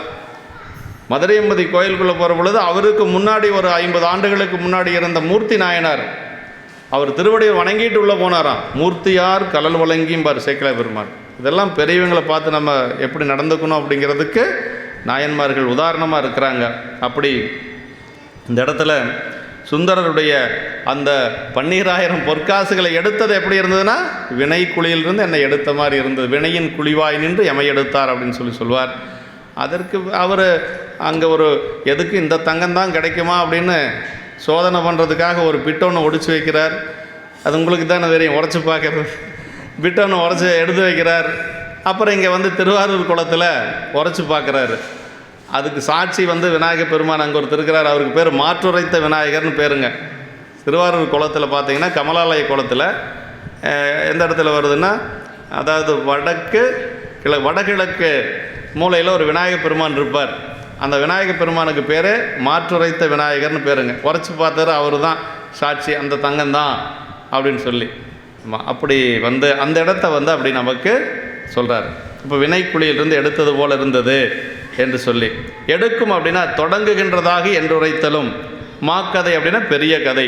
இது தடுத்தாட்கொண்ட புராணமெல்லாம் இன்னும் வருகின்ற பொழுது தடுத்தாட்கொண்ட புராணத்தை சொல்ல போகிறாருங்க சேக்கிழார் பெருமான். இன்னும் சொல்லலை. உள்ளே போகிறதுக்கு முன்னாடியே என்ன சொல்வார் அப்படின்னா, அதாவது சுந்தரருடைய திருமணத்தை சொல்ல போகிறாராம். அது நின்று போன திருமணங்க. நடந்த திருமணம் பறவையார் திருமணம், சங்கிலியார் திருமணம். இது சடங்கவி சிவாச்சாரியருடைய மகள் திருமணம், நின்று போன திருமணம். அதை சொல்ல போகிறாராம். சொல்கிறதுக்கு முன்னாடியே நான் உய்வடைந்தேன் அப்படின்னு பாருங்க. ஒரு மன திறத்தின் அங்கு நிகழ்ந்தது மொழிவேன். மொழிவேன்கிறது எதிர்காலம் தானே. நிகழ்ந்தது மொழிவேன் உய்ந்தேன் அப்படின்பார். அப்படின்னா அதெல்லாம் கேட்டால் படித்தா நமக்கு உய்வு கிடைக்கும்னு அர்த்தம். வேறு என்ன சேக்கிழார் பெருமான் எதுக்காக சொல்கிறார் அப்படின்னா, ஒரு மன திறத்தின் அங்கு நிகழ்ந்தது மொழிவேன். இனிமேல் தான் சொல்ல போகிறேன். ஐயர் அவர் சிவாச்சாரியர் வந்தது, அவர் அடிமைன்னு சொன்னது, இவர் அடிமை இல்லைன்னு சொன்னது, இதெல்லாம் இனிமேல் சொல்ல போகிறாராம். அதுக்கு முன்னாடியே நான் உய்வடைந்தேன் அப்படின்னு சொல்லுவார். எதிர்காலத்தில் சொல்லிவிட்டு இறந்த காலத்தில் சொல்கிறதுக்கு முன்னாடியே நான் உய்வடைந்தேன் என்று சொல்லுவார். அது மாதிரி இந்த பெரிய புராணத்தில் ஒவ்வொரு இடமும் அப்படி ஒரு சுவையாக இருக்கக்கூடிய இடங்கள் என்று சொல்லி, மாக்கதை அப்படின்னா பெரிய கதை. பெரிய புராணம்னு ஏன் பெயர் வந்தது அப்படின்னா, இதனுடைய பெயர் வந்து இது தொண்டர் புராணம், திருத்தொண்டர் புராணம் தான். ஆனால் 10வது பாட்டில் வருது திருத்தொண்டர் புராணம் தான் அதனுடைய பெயர். பெரிய புராணம்னு பெயர் வந்தது காரணம், செயற்கரிய செயல் செய்ததுனால பெரிய புராணம். செயற்கரிய செய்வர் பெரியர், சிறியர் செயற்கரிய செய்யலாதார்னார். நம்ம பெரியவங்க எப்பொழுதும் நம்மளால் செய்ய முடியாத காரியத்தை எளிமையாக செய்வாங்க. நம்ம எப்படி தெரியுங்களா, செய்யக்கூடிய காரியத்தை கூட நம்மளால் செய்ய முடியாது. இன்றைக்கி காலையில் 5 மணிக்கு கோயிலுக்கு வரவா முடியாது, வரலாம், ஆனால் நம்மளால் வர முடியாது. அப்படின்னா நம்ம சிறியர், அதனால் நம்மளால் வர முடியாது. பெரியவங்கெல்லாம் வந்துடுவாங்க.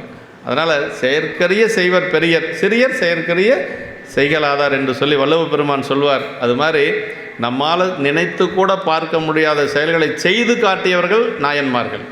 அதனால தான் இதுக்கு பேர் வந்து பெரிய புராணம். ஏன்னா கந்த புராணம் 10,200 பாட்டு கந்த புராணம், கம்பராமாயணம் 10,000 பாட்டுக்கு மேலே இருக்குது. இதே மாதிரி மற்ற எல்லாமே வந்து இதை விட அதிகமாக இருக்கக்கூடிய நூலுக்கெல்லாம் பெரிய புராணம்னு பெயர் இல்லை. இது ஒன்றுக்கு மட்டும் ஏன் பெரிய புராணம்னா, அவர்களுடைய செயல் அப்படி இருந்தது. அவர்கள் செய்த செயல் பெரிய செயல். ஆமாம், வாரியார் சாமிகள் சொல்லுகின்ற பொழுது அவருக்கு வாரியார் சாமிகள் 64வது நாயன்மார்னு எல்லோரும் சொல்லிட்டாங்க. ஒரு நூலே வெளிவிட்டாங்களாம். ஒரு நூலே வந்து அவருக்காக 64வது நாயன்மார் நம்முடைய வாரியார் சாமிகள் அப்படின்னு சொல்லி நூலே வெளிவிட்டாங்களாம். அவரும் வந்து ஒரு விழா வச்சாங்களாம் சேலத்தில். அந்த விழாவுக்கு நானும் வரேன்னு சொல்லிட்டாராம். பரவாயில்ல, வாரியார் சாமி வருவார் அப்படின்னு சொல்லி 1000 புத்தகம் வெளிவிட்டாங்களாம். 1000 புத்தகம் அச்சடித்து வச்சுட்டாங்க, வாரியார் சாமி தலைமையில் வெளிவிடுறது. அப்புறம் எல்லாம் கூட்டமெல்லாம் முடிஞ்சு வாரியார் சாமி பேசுகிற பொழுது பரவாயில்ல, அவர் சொன்னாராம், அந்த 1000 புத்தகத்தையும் கொண்டு வாங்க அப்படின்னாராம். சரி பரவாயில்ல, சாமியே எல்லாம் வாங்கிக்குவாராட்டிருக்கு அப்படின்னு சொல்லி நினச்சிட்டு இருந்த பொழுது தான் அவர் சொன்னாராம், நான் என்னையா செஞ்சேன், நான் 64வது நாயன்மாரா, நான் என்ன விதைச்ச நெல்லை எடுத்து நான் என்ன உம்மி வறுத்து வந்த அடியாருக்கு உணவு படைச்சனா இளையான்குடி மாறநாயனார் மாதிரி, இல்லை ஒரு அடியார் வந்து கேட்டார் அப்படிங்கிறதுக்காக என்னுடைய மனைவிக்கு இது நான் அடியார் கூட அனுப்பி வச்சேனா, இல்லை ஒரு அடியார் பிள்ளைக்கறி கேட்டாருங்கிறதுக்காக என்னுடைய குழந்தைய நான் வந்து அறிந்து உணவு கொடுத்தனா, என்ன நான் செஞ்சிட்டேன்? எனக்கு போய் நீங்கள் வந்து 64வது நாயன்மார்னு சொல்கிறீங்க. இனிமேல் யாரும் 64வது நாயன்மார் இல்லை, 63 நாயன்மார் தான். அவர்கள் செய்த செயல் யாரும் செய்ய முடியாது. அதனால் இதெல்லாம் வந்து முதல்ல தீயை பற்றி எரிச்சிருங்க அப்படின்னு சொல்லிட்டாராம். அது மாதிரி அவர்களுக்கு இணையாக இன்னொருத்தரை சொல்ல முடியாது. இருக்கக்கூடிய 63 நாயன்மார்கள்னால் அவங்க தான். அவர் மாதிரி இவர் மாதிரினெல்லாம் நம்ம இன்றைக்கி யாரையும் ஒப்பிட்டு சொல்லக்கூடாது. பரவாயில்லைங்க, நல்லா தொண்டு செய்கிறாருங்க, நாவுக்கரசு பெருமான் செஞ்ச தொண்டை சிறப்பாக செய்கிறாருங்க, ஞானசம்பந்த பெருமான் செய்த தொண்டை சிறப்பாக அப்படி தான் சொல்லணுமே வெளியே. அவர் மாதிரியே அவர் தான் இவர் அப்படின்னால யாரையும் நம்ம தொடர்புபடுத்தி பேசக்கூடாது. அதுதான் பெரிய ஒரு இது என்று சொல்லி, இப்படி தடக்கை ஐந்துடை தாழ் செவி அப்படின்னாருங்க. விநாயக பெருமானுக்கு இருக்கக்கூடிய 5 கரங்கள், அதில் அடியார்களின் வலிய வினைகள் யாவையும் போக்கி அருள் புரிவதற்கு திடமும் பரப்பும் பொருந்தி 5 கைகளும் அவர் குறை கேட்டருள சித்தமாய் தாழ்ந்து செவியும். அதாவது 5 கரங்கள் எதுக்கு விநாயக பெருமானுக்கு அப்படின்னா, வேகமாக அடியார்களுக்கு வந்து பணி செய்யக்கூடியவர், குறைகளை தீர்க்கக்கூடியவர் இவர் தாங்க. அதனால தான் அவருக்கு பேர் விக்னேஸ்வரன் பேர் இல்லையா. விக்னம்னா இடையூறுகள், நமக்கு இருக்கக்கூடிய கஷ்டங்கள், அதை நீக்கக்கூடியது யார்? இவர் தாங்க. அந்த மாகேஸ்வர மூர்த்தி 25 மூர்த்தம் சொல்கிறோம் இல்லையா, அதில் முதன்மையான மூர்த்தம் விநாயக பெருமான் தாங்க. வி அப்படின்னா பெரியன்னு அர்த்தம், நாயகம்னா வழிகாட்டுதல்னு அர்த்தங்க. விநாயகர்னா அதுதாங்க, எல்லாத்துக்கும் வழிகாட்டக்கூடியவர், நல்ல அருள் செய்யக்கூடியவர். நமக்கெல்லாம் அருள் செய்கிறதுக்காக 5 கை வச்சுருக்கிறார். 2 கையில் பண்ணால் 10வது அடியார்களுக்கு, இன்னும் 3 கை வேணும்னு சொல்லி 5 கை வச்சுருக்கிறார். அப்புறம் இந்த காது எதுக்கு கீழே தொங்கிட்டு இருக்கு அப்படின்னா, நம்மளுடைய விண்ணப்பத்தை எல்லாம் ஏற்பதற்காக, அதை கேட்கறதுக்காக அது தாழ் செவி அப்படின்னு சொல்லி நமக்கு சொல்கிறாருங்க. அதை 5 தாழ் செவி என்று சொல்லி, இது விநாயக வணக்கம். அதாவது அப்படின்னா விநாயகர் முதல்ல எதுக்கு நாம் வழிபாடு செய்யணும்னா, ஒரு காரியம் நல்லபடியாக நடக்கணும் அப்படிங்கிறதுக்காக. சரி, நமக்கு சாதாரணமாக நம்ம இருக்கக்கூடிய நமக்கு வந்து அது சரிதான், விநாயகர் வழிபாடு செஞ்சால் ஒரு இடையூறு வராத ஒரு காரியம் நல்லபடியாக முடியும். சேக்கிழார் பெருமானும் அதே மாதிரியா? ஏன் அவர் வந்து விநாயகர் பெருமானை பாடலின்னா இந்த புராணம் பாடி முடிக்க முடியாதா அப்படின்னா அப்படி அல்ல. அதாவது அவங்களுக்கு என்ன சொல்லுவாங்க அப்படின்னா, அதாவது மாபாடியத்தில் ஒரு சொல் வருங்க, என்னென்னா, சாக்கரத்திலே அதீதத்தை புரிய வல்லவர் ஆசிரியர் சேக்கிழார் பெருமானா. அப்படின்னா சாக்கரத்திலே அதீதத்தை புரிய வல்லவர் அப்படின்னா அவரால் என்ன வேணாலும் செய்ய முடியும். அப்படி உயர்ந்த நிலையில் இருந்தாலும் கூட, அதாவது இந்த நூல் செய்வதற்கு எந்த ஒரு இடையூறு வராது அப்படிங்கிறது அவருக்கு தெரியும். அப்புறம் எங்க விநாயகர் பெருமானை பாடினார் அப்படின்னா, ஆன்றோர் ஆச்சாரம் காக்கும் பொருட்டு அப்படின்னார். அப்படின்னா பெரியவங்க செஞ்சதை அப்படி நாம் பின்தொடர்ந்து செய்யணும், அது வந்து ஒரு முறை. அதனால் வந்து பாடுறாருங்க, ஆன்றோர் ஆச்சாரம் பாதுகாப்பதற்கும் உலகுக்கு அறிவுறுத்துவதற்குமாக இங்கு விநாயகர் வணக்கம் செய்தார். இப்போ நாமெல்லாம் வந்து விநாயகர் வழிபாடு கண்டிப்பாக செய்யணும். விநாயகர் வழிபாடு செய்து கொண்டு தான் எல்லாமே நம்ம ஆரம்பிக்கணும். இதை விட்டு போயிடக்கூடாது அப்படிங்கிறதுக்காக சேக்கிழார் பெருமான் வந்து இப்போ பாடியிருக்கிறார் என்று சொல்கிறார். விநாயகர் பெருமான் தம்மை நினைப்பவர்களுக்கும் வரும் இடையூறுகளை போக்கி அவர்கள் எடுத்த காரியங்களையும் இணைது முற்றுவிக்கும் தன்மையுடையவர் என்று சொல்லி, அது எப்படி அவர் செய்கிறார் அப்படின்னா, இறைவனுடைய ஆணையின் மூலமாக செய்கிறார். அது நம்ம என்றைக்கும் மறந்துடக்கூடாதுங்க. பெருமானுடைய திருவருள் ஆணையின் மூலமாகத்தான் அவர் செய்கிறார். ஆமாம், கந்தபுராணத்தில் சொல்கிற, எண்ணரே ஆயினும் யாவது ஒன்று எண்ணுதல் முன்னரே உணதுதால் முடியுறப் பணிவரேல் அன்னர்தம் சிந்தை போல் ஆக்குதி அன்னர்தம் சிந்தை போல் ஆக்குதி அல்லது உனை உன்னாலார் செய்கையை ஒரு செய்திடுதினே என்று சொல்லி கந்தபுராணத்தில் வந்து அந்த விநாயகப் பெருமானை பற்றி சொல்கிறார். விக்னங்களை, அதாவது இடையூறுகளை போக்கக்கூடியவர், அதை விக்னேஸ்வரர் அப்படின்னு சொல்லி அவருக்கு பேருங்க. தடக்கை 5 அப்படிங்கிறது 5 கை எதுக்கு அப்படிங்கிறது ஒவ்வொன்றுக்கும் விளக்கம் சொல்கிறார். அப்படின்னா மோதகம் ஏந்தியது ஒரு கை, பன்னியம் மோதகம் ஏந்தியது ஒரு கை, இதனை வந்து தமக்காக பயன்படுத்தி கொள்வாராம். விநாயகப் பெருமான் தனக்காக பயன்படுத்தி கொள்வது ஒரு கை. இன்னொன்று ரத்தன கலசம் ஏந்தியது. இது எதுக்கு அப்படின்னா தாய் தந்தையர்களுக்கு உபச்சாரம் செய்வதற்கு, பெருமானை வழிபாடு செய்வதற்கு, உமையம்மையை வழிபாடு செய்வதற்கு ஒரு கையுங்க. அது கலசம் இருக்கக்கூடிய ஒரு கை. அப்புறம் வந்து ஒரு கை தமது ஒடித்த கொம்பினை தாங்கியது. ஒரு கையில் வந்து அந்த யானையினுடைய அந்த கொம்பு இருக்கும் இல்லைங்களா, அது எதுக்கு அப்படின்னா கயமுகாசூரனை கொன்று தேவர்களுக்கு அருள் புரிந்தது. அது நடந்தது தான் திருச்செங்காட்டங்குடி என்று சொல்லக்கூடியது. அதுக்கு பேரே வந்து கணபதீச்சரம்னு பேருங்க. அங்கே வந்து தேவர்களுக்காக அசுரர்களை கொன்று அந்த கயமுகாசூரனை என்று சொல்லக்கூடிய அசுரனை கொன்றது அங்கே. அதனால் அந்த பூமியே வந்து செவந்த மாதிரி இருக்கும் அப்படின்னு சொல்லுவாங்க செங்காட்டங்குடி. அதுக்கு பேர் செங்காட்டங்குடின்னு ஏன் பெயர் வந்ததுன்னா கயமுகாசூரனை கொன்ற அந்த இரத்தம் படிந்த மண், அதனால் சிகப்பு நிறத்தில் இருந்தனால அதுக்கு பேர் திரு செங்காட்டங்குடி அப்படின்னு சொல்லி அதுக்கு பெயர். இப்படி ஒவ்வொன்றும் ஒரு பெயர் காரணம் சொல்லுவாங்க.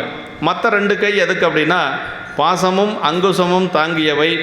இந்த 2 கைகளையும் உயிர்களை கட்டுப்படுத்தும் ஆணவமாகிய மத யானையை பிணித்து அடக்கி உயிர்களை காப்பதற்கு. இன்னும் 2 கை, ஒரு கை வந்து தனக்காக பயன்படுத்துவது, இன்னொரு கை தாய் தந்தையர்களுக்கு உபச்சாரம் செய்வதற்காக.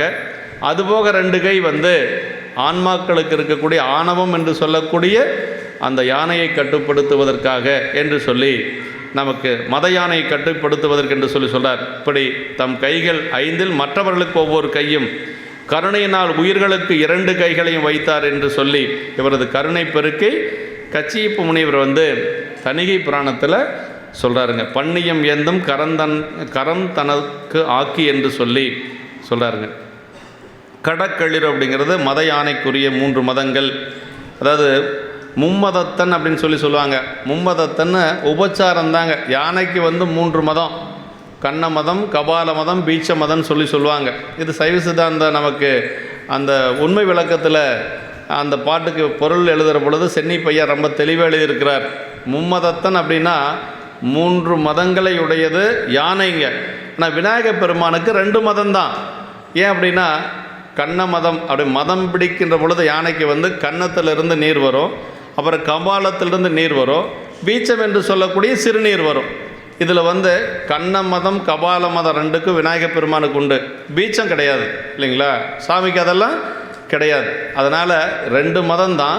உபச்சாரத்துக்காக மும்மதத்தன் அப்படின்னு சொல்லி மும்மதத்தன் ஐங்கரத்தன் அப்படின்னு சொல்கிறதெல்லாம் உபச்சாரத்துக்காக அப்படின்னு சொல்லி சொல்கிறாருங்க. முருகப்பெருமானுடைய வள்ளி பிராட்டியாரை சேர்த்தற் பொருட்டு யானையுருவத்தோடு எழுந்தருளிய போது மும்மதத்தன் என்ற பெயர் முழுவதும் பொருந்தது என்று கச்சியப்ப முனிவர் பாடுறாருங்க. அதாவது என் முகம் மட்டும்தான் விநாயகருடைய இந்த யானையினுடைய முகத்தில் இருப்பார் விநாயகப் பெருமான்.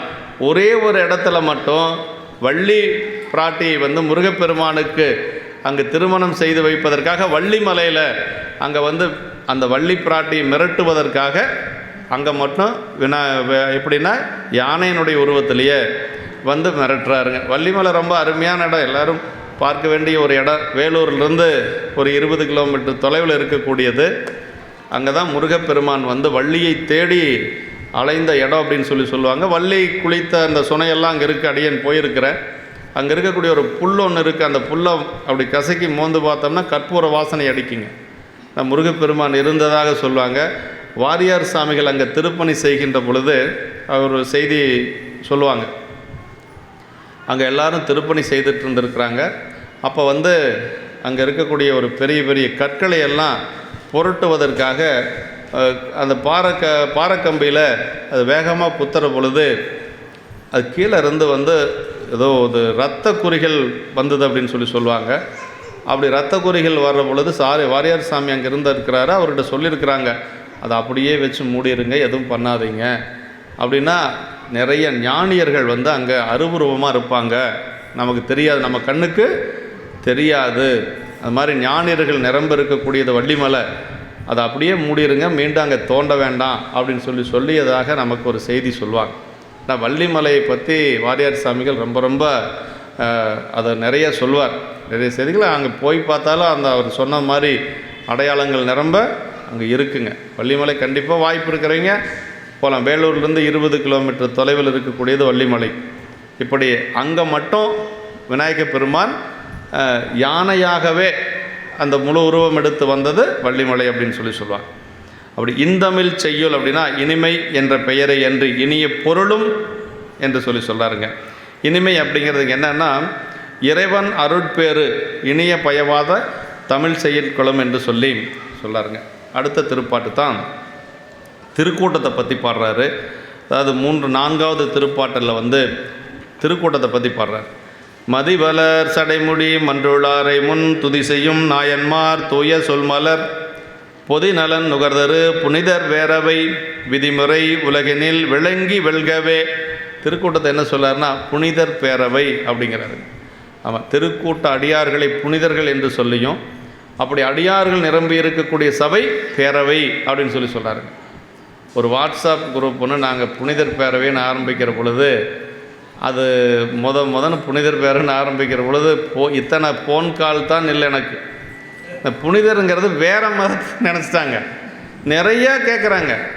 இல்லைங்க, சேக்கிழார் பெருமானுடைய திருவாக்கு அப்படின்னு சொல்லி இந்த செய்யலை வந்து எடுத்து நாங்கள் வாட்ஸ்அப்பில் போட்டதுக்கு பிறகு தான் கம்முன்னு இருந்தாங்க. இது பெரிய புராணத்தில் இருக்குதா அப்படின்னு சொல்லி. புனிதர் பேரவைங்கிறது உயர்ந்த சொல் இல்லைங்களா? அடியார் பெருமக்களை சேக்கிழார் பெருமான் புனிதர்கள் அப்படிங்கிறார். அது வேறு மதத்துக்காரருக்கு போயிடுச்சு அந்த சொல், புனிதர் அப்படிங்கிற சொல். அவங்கெல்லாம் எடுத்தது இங்கிருந்து தான் எடுத்துருக்கிறாங்க. உரை எழுதுனது யார்? ஆறுமுக நாவலர் தானே உரை எழுதினார் பைபிளுக்கு உரை எழுதுனது வேறு யாரும் இல்லை. யாழ்ப்பாணத்தை சார்ந்த ஆறுமுக நாவலர் தான் உரை எழுதுகிறார். தினசரி உரை எழுதுவாராம், போய் குளிச்சுட்டு அப்புறம் தான் வீட்டுக்கு போவாராம். அவர் வந்து ஒரு வியாபாரத்துக்காக அவர் வந்து ஈடுபாடாக செய்யலை.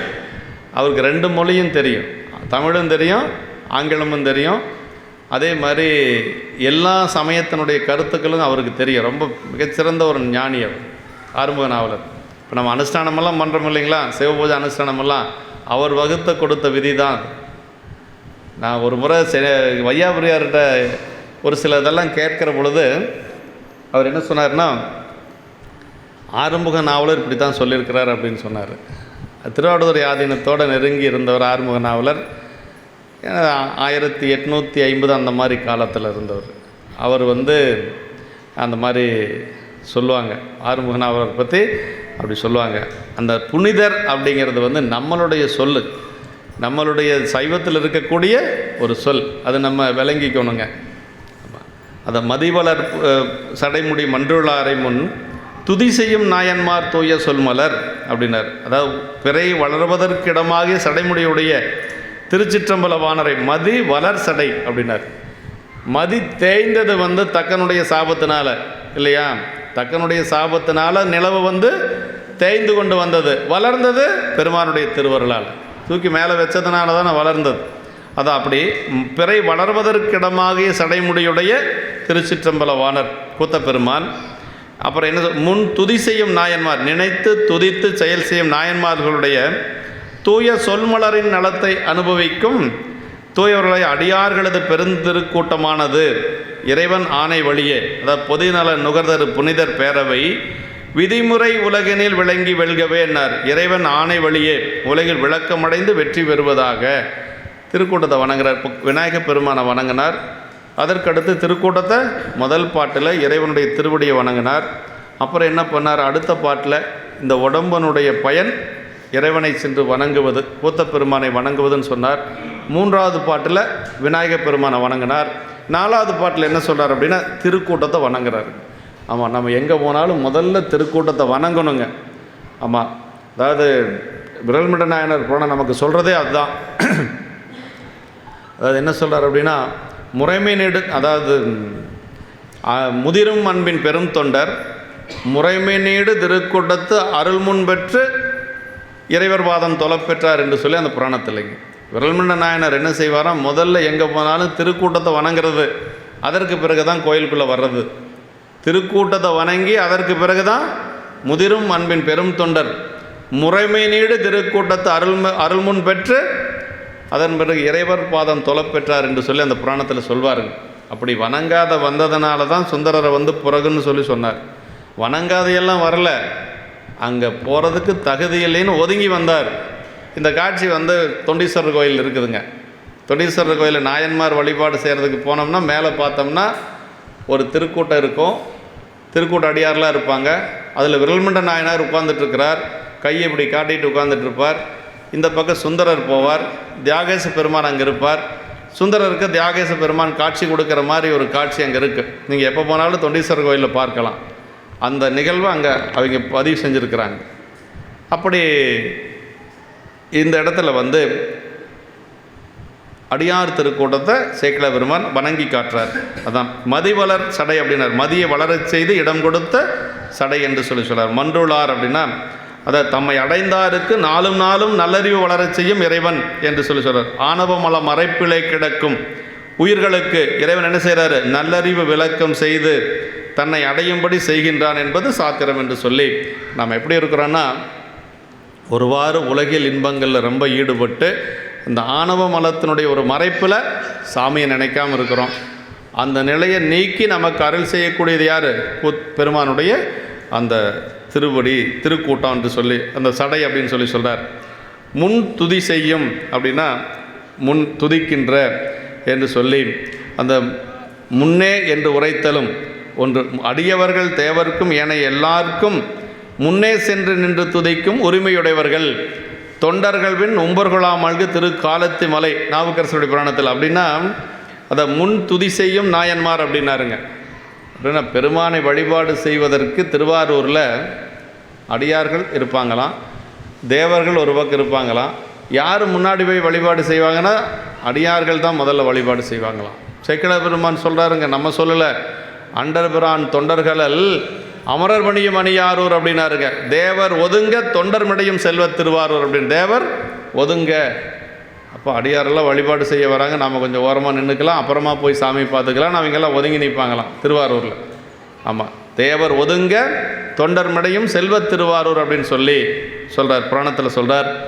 அதே மாதிரி திருக்காலத்தில் எப்படின்னா தொண்டர்கள் பின் அடியார்களெல்லாம் நிற்பாங்களாம், அவங்களுக்கு பின்னாடி தேவர்கள் நிற்பாங்களாம் காலத்தி பெருமானை வழிபாடு செய்வதற்கு. நாவுக்கரசருடைய புராணத்தில் சொல்கிறார் சேக்கிழார் பெருமான். தொண்டர்கள் பின் உம்பர்கொலாம், உம்பர்னா தேவர்கள், உம்பர்கொலாம் மல்கு திரு காலத்தி மலை என்று சொல்லி சொல்கிறார். இப்படி நாயன்மார்னா தலைவர்கள்னு அர்த்தங்க. நாயன்மார்னு சொல்கிறோம் இல்லைங்களா? நாயன்மார்னா என்னென்னா நமக்கு தலைவர்கள் அப்படின்னு சொல்லி அர்த்தங்க. சிவபெருமானது திருவடி சம்பந்தம் உடையவர்களே ஏன யாவர்க்கும் தலைவராவார். அப்படின்னா இறைவனுடைய திருவடி சம்பந்தம் உடையவர்கள் யாரோ அவங்க தான் எல்லாத்துக்கும் தலைவராக இருக்க முடியும். வேறு யாரும் தலைவராக இருக்க முடியாது. நமக்கு யார் தலைவர் அப்படின்னா பெருமான், அவர் தான் நமக்கு பெரிய தலைவர். அவனுடைய தொண்டர்கள் எல்லாரும் நமக்கு தலைவர்கள், வேறு யாரும் நமக்கு தலைவர் கிடையாது. அப்பர் சாமிகளை வந்து சமண மன்னன் அழைத்து கொண்டு வர சொல்லுகின்ற பொழுது அவர் என்ன சொன்னார்? நாமார்க்கும் குடியெல்லோம் நமனை எஞ்சோம் அப்படின்னாரு. அந்த பாட்டில் சொல்கிறார், கோமார்க்கே நாம் என்றும் மீளா ஆளாய் கொய்மலர் சேவடியை குறிகினோம் என்னார். பெருமானுடைய திருவடி தான் எனக்கு, இறைவனுக்கு மட்டும்தான் நான் அடிமை, அந்த அரசனுக்கு நான் அடிமை கிடையாது. எனக்கு தலைவர் யாருன்னா சிவபெருமான் அப்படின்னு சொல்லி சொன்னாருங்க. அதான் நாமார்க்கும் குடியெல்லோம் நமனை அஞ்சோம் அப்படிங்கிற அந்த திருத்தாண்டகத்தில் சொல்கிறாருங்க. அது மாதிரி அடியார்கள் நாயன்மார்கள் தான் நமக்கு தலைவர்கள், இவங்க தான் நமக்கு தலைவர்கள்ங்க. நாயனார் என்பது எல்லாருக்கும் தலைவராயினுமை பற்றி சிவபெருமானுக்கே உரிய பெயர். சாமியே ஒரு இடத்துல நாயனார்னு சொல்கிறாருங்க. கண்ணப்ப நாயனாருடைய புராணத்தில் வருது. ஆமாம், அது கண்ணப்ப நாயனார் சாமிக்கு அமுது விட்டுவார் பாருங்க. அப்போ சொல்கிறார், கொலுவிய தசைகள் எல்லாம் கோளினில் தெரிந்து கோர்த்தங்கு அலலுறு பதத்தில் காட்சி பள்ளினில் அதுக்கி நாவில் பழகி இனிமை பார்த்து படைத்தை விரைச்சி சால அழகுது நாயனீரே அமுது செய்து அருளும் என்றார் அப்படிங்கிறார் சேக்கிழார் பெருமான். கொலுவிய தசைகள் எல்லாம் கோளினில் தெரிந்து கோர்த்தங்குன்னு அந்த சொல்ல அழகாக இருக்கும் பாருங்க. நல்ல சடைக்கறியாக எடுத்தாராம், கோலில் ஒவ்வொன்றா கோர்த்தாராம். அப்புறம் என்ன சொல்கிறார்? கோளிலில் நன்கு கோர்த்து அலலுறு பதத்தில் காட்சி அப்படின்னாரு. அலலுறு பதம்னா தீ ரொம்ப வேகமாக ரொம்ப அப்படி திடுதிடுன்னு முழங்குச்சுன்னா எல்லாம் தீஞ்சு போயிடும். அதை இவங்க பாதனையில் சொல்லணும்னா சிம்மில் வச்சு வாட்டுறதுன்னு சொல்கிறது. சிம்மில் வச்சு வாட்டினா தான் தீயாத நல்லா வெந்திருக்கணும், ஆனால் தீயக்கூடாதான். அப்படி செஞ்சாராம் கண்ணப்ப நாயனார். அலலுறு பதத்தில் காட்சி அப்படின்னார் சேக்கிழார் பெருமான். அப்புறம் என்ன சொல்லார்? அலலுறு பதத்தில் காட்சி பள்ளினில் அதுக்கி நாவில் அப்படின்னார். அப்படி சாப்பிட்டு பார்த்து படைச்சாருன்னு சொன்னால் தப்புங்க. அதக்குதல் அப்படின்னா புகையில் அடக்கிற மாதிரி புகையில் அடக்குனா என்ன, அந்த ருசி மட்டும் தெரியும், ஆனால் முழுசும் உள்ள போகாது. பல்லுனில் அதுக்கி நாவில் பழகி இனிமை பார்த்து, நல்லா இது வரைக்கும் அவருக்கு சாப்பிட்டு பழக்கம் இருக்கிறதுனால அந்த இனிமையெல்லாம் பார்த்து சாமிகிட்ட கொண்டு போய் வச்சு அதை தொன்னையில் என்ன பண்ணாராம், சால அழகுது நாயனீர். குழந்தைக்கெல்லாம் நம்ம ஊட்டுவோம்லடே, இது நல்லா இருக்குண்டா சாப்பிட்றேன், இது நல்லா இருக்குது. குழந்தைகளுக்கு நம்ம எது பிடிக்குமோ அதை எடுத்து கொடுப்போமாரு, அது மாதிரி சாமி கொடுத்தாராம். சால அழகுது நாயனீரே அமுது செய்து அருளும் என்றார்னு சேக்கிழ பெருமான் அந்த இடத்த அருமையாக சொல்வார். ஆமாம், அது அந்த புராணத்தில் ரொம்ப விரிவாக பார்க்கலாம். அதாவது நாயனீர் அப்படிங்கிற சொல் அங்கே வருதுங்க. ஆமாம், நாயனீர் அப்படின்னா தலைவர்னு அர்த்தம். ஆமாம், அயவந்தி அமர்ந்த நாயனாரையும் அர்ச்சனை புரிந்திட நயந்தார் என்று சொல்லி திருநீலக்க நாயனார் புராணத்திலையும் அது வருதுங்க. ஆமாம், இளைத்தனர் நாயனார் என்று ஈண்டச் சென்ற எதி வெற்பின் அப்படின்னார். சாமியை பார்த்த உடனே கண்ணப்ப நாயனார் என்னமோ ரொம்ப நாள் பழகின மாதிரி, சாமி ரொம்ப இழைச்சி போயிட்டார், இப்படியா சாமி இருக்கிறது, நல்லா இருந்த சாமி இழைச்சி போயிட்டார் அப்படின்னு சொல்லி அப்புறம் என்ன பண்ணாராம், நல்ல சதைக்கறி எல்லாம் கொண்டு வந்து தினசரி படைச்சாராம். ஒரே கறியை தினசரி படைக்கலைங்க. ஒரு நாளைக்கு முயல் கறி, ஒரு நாளைக்கு பன்றிக்கறி, ஒரு நாளைக்கு மான் கறி, இப்படியெல்லாம் ஒவ்வொரு நாளும் ஒவ்வொரு மாமிசங்கள் படைச்சிருக்கிறார் பெருமானுக்கு. அவருக்கு தெரிந்த அறிவோடு அவர் படைச்சிருக்கார். ஆமாம், அப்படி அதான் சொல்கிறார், இளைத்தனர் நாயனார் என்று அங்கே ஒரு இடத்துல வருது. புனிதர்னா உள்ளும் புறம்பும் தூய்மை உள்ளவர்கள், மாசில்லாத மனிதர்கள் மேனிமேல் பூசும் நீர் போல் உள்ளும் புனிதர்கள். திருக்கூட்ட சிறப்பில் வருது இல்லைங்களா. புனிதர் அப்படின்னா உள்ளும் புனிதர்கள், எப்படி வெளியில் திருநீர் பூசியிருக்கிறாங்களோ அது மாதிரி உள்ளுக்குள்ளேயும் தூய்மையுடையவர்கள் அடியார்கள் என்று சொல்லி சொல்றார். மாசில்லாத மனிதர்கள் மேனிமேல் பூசு நீர் போல் உள்ளும் புனிதர்கள், தேசினால் எத்திசையும் விளக்கினார், பேச பொன்னா பெருமை பிறங்கினார் என்று சொல்லி திருக்கூட்ட சிறப்பில் சொல்கிறாருங்க. அடியார் அகந்தூய்மை வாய்மையால் காணப்படும், புறந்தூய்மை நீரால் அமையும் என்று சொல்லி வள்ளுவ பெருமானு சொல்கிறார். நாயன்மார் தூய சொல்மலர் பொதிநல நுகர்தருதாவது நாயன்மார்கள் அள்ளிய தேவாரம், திருவாசகம் முதலிய தூய சொற்களாகிய மலர்களிலே பொதிந்த நலமாகிய சிவபெருமானின் புகழ் சிறப்புகளை எண்ணி திளைத்து அனுபவித்தல் என்று சொல்லி, அதாவது தேவார திருவாசகத்தில எத்தனை கொடுக்குறாங்க நமக்கு, அதை அந்த சொல் மலர் அப்படின்னு சொல்லி சொல்கிறாருங்க. நாயன்மார் தூய சொல் மலர், அவங்களுடைய அந்த தேவாரம் திருவாசகம் என்று சொல்லுவது நமக்கு சொல் மலர், நலன் நுகர்தரு என்று சொல்லி சொல்கிறாருங்க. அப்படி பெருமானுடைய புகழ்களை பாடக்கூடிய, அதை எண்ணி திளைத்து அனுபவித்தல் என்று சொல்லி நாயன்மார்களை பற்றிய தூய சொல் என்று உரைப்பினும் அமையும் என்று சொல்லி சொல்கிறார். இப்படி நுகர்தர் என்று சொல்லி, பேரவை என்று சொல்லி சொல்லுவது அடியாருடைய அந்த திறங்களை அனுபவிக்கக்கூடிய ஒரு பெரும் சபை என்று சொல்லி பேரவை என்று சொல்லி சொல்கிறார். நுகர்தரு புனிதர் பேரவை என்று சொல்லி நமக்கு இந்த பாட்டிலே சொல்லி இந்த இப்பொருளுக்கு இந்த புராணத்தில் போன்ற பொருளுக்கு எப்பொருள் யார் யார் கேட்பினும் அப்பொருள் மெய்ப்பொருள் காண்பது அறிவு என்ற திருக்குறள் சொல்லையும் கருத்தையும் இங்கு வைத்து நோக்குக என்று சொல்லி, ஏன்னா நாயன்மார்களை பற்றி சொல்ல போகிறாரு. நாயன்மார்களை பற்றி சொல்லுகின்ற பொழுது இப்போ முதல்ல விநாயக பெருமானை வணங்கி அடுத்தது திருக்கூட்டத்தை வணங்கியிருக்கிறார். அதற்கு அடுத்தது அனபாய சக்கரவர்த்தியை பாடுறார். அது அடுத்த வகுப்பில் நாம் பார்த்துக்கலாம். ஏன்னா அந்த புராணம் பாடுவதற்கு அனபாய சக்கரவர்த்தி தான் ஒரு காரணம் இல்லைங்களா. அவர் சொன்னதுனால தான் புராணம், அரசன் சொன்னதுனால தான் பாட முடிஞ்சது. 10 இடங்கள் அவரை வச்சு போற்றி செய்கிறார்.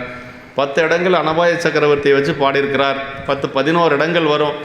இது அவர் அந்த நன்றி விசுவாசத்துக்காக இந்த புராணம் பாடுவதற்கு காரணமாக இருந்தனால அனபாய சக்கரவர்த்தியை வச்சு பாடுறார். அது அடுத்த வகுப்பில் நம்ம சிந்திச்சுக்கலாம் என்று சொல்லி இந்த அளவில் நாம் இன்று நிறைவு செஞ்சுக்கலாங்க. என்றும் இன்பம் பெருகு முயல்வினால் ஒன்று காதலை துள்ளமும் முங்கிட மன்றுளார் அடியாரவர் வான்புகழ் நின்றதெங்கும் நிலவி உலகலாம் வான்முகில் வளாது பெய்க மலிவலம் சுரக்க மன்னன் கோன்முறை அரசு செய்ய குறைவிலாது உயிர்கள் வாழ்க நான்மறை அறங்கள் ஒங்க நற்றவம் வெள்ளிமல்க மேன்மைகொள் சைவநீதி விளங்குக உலகமெல்லாம் மேன்மைகொள் சைவநீதி விளங்குக உலகமெல்லாம் மேன்மைகொள் சைவநீதி விளங்குக உலகமெல்லாம். திருச்சிற்றம்பலம்.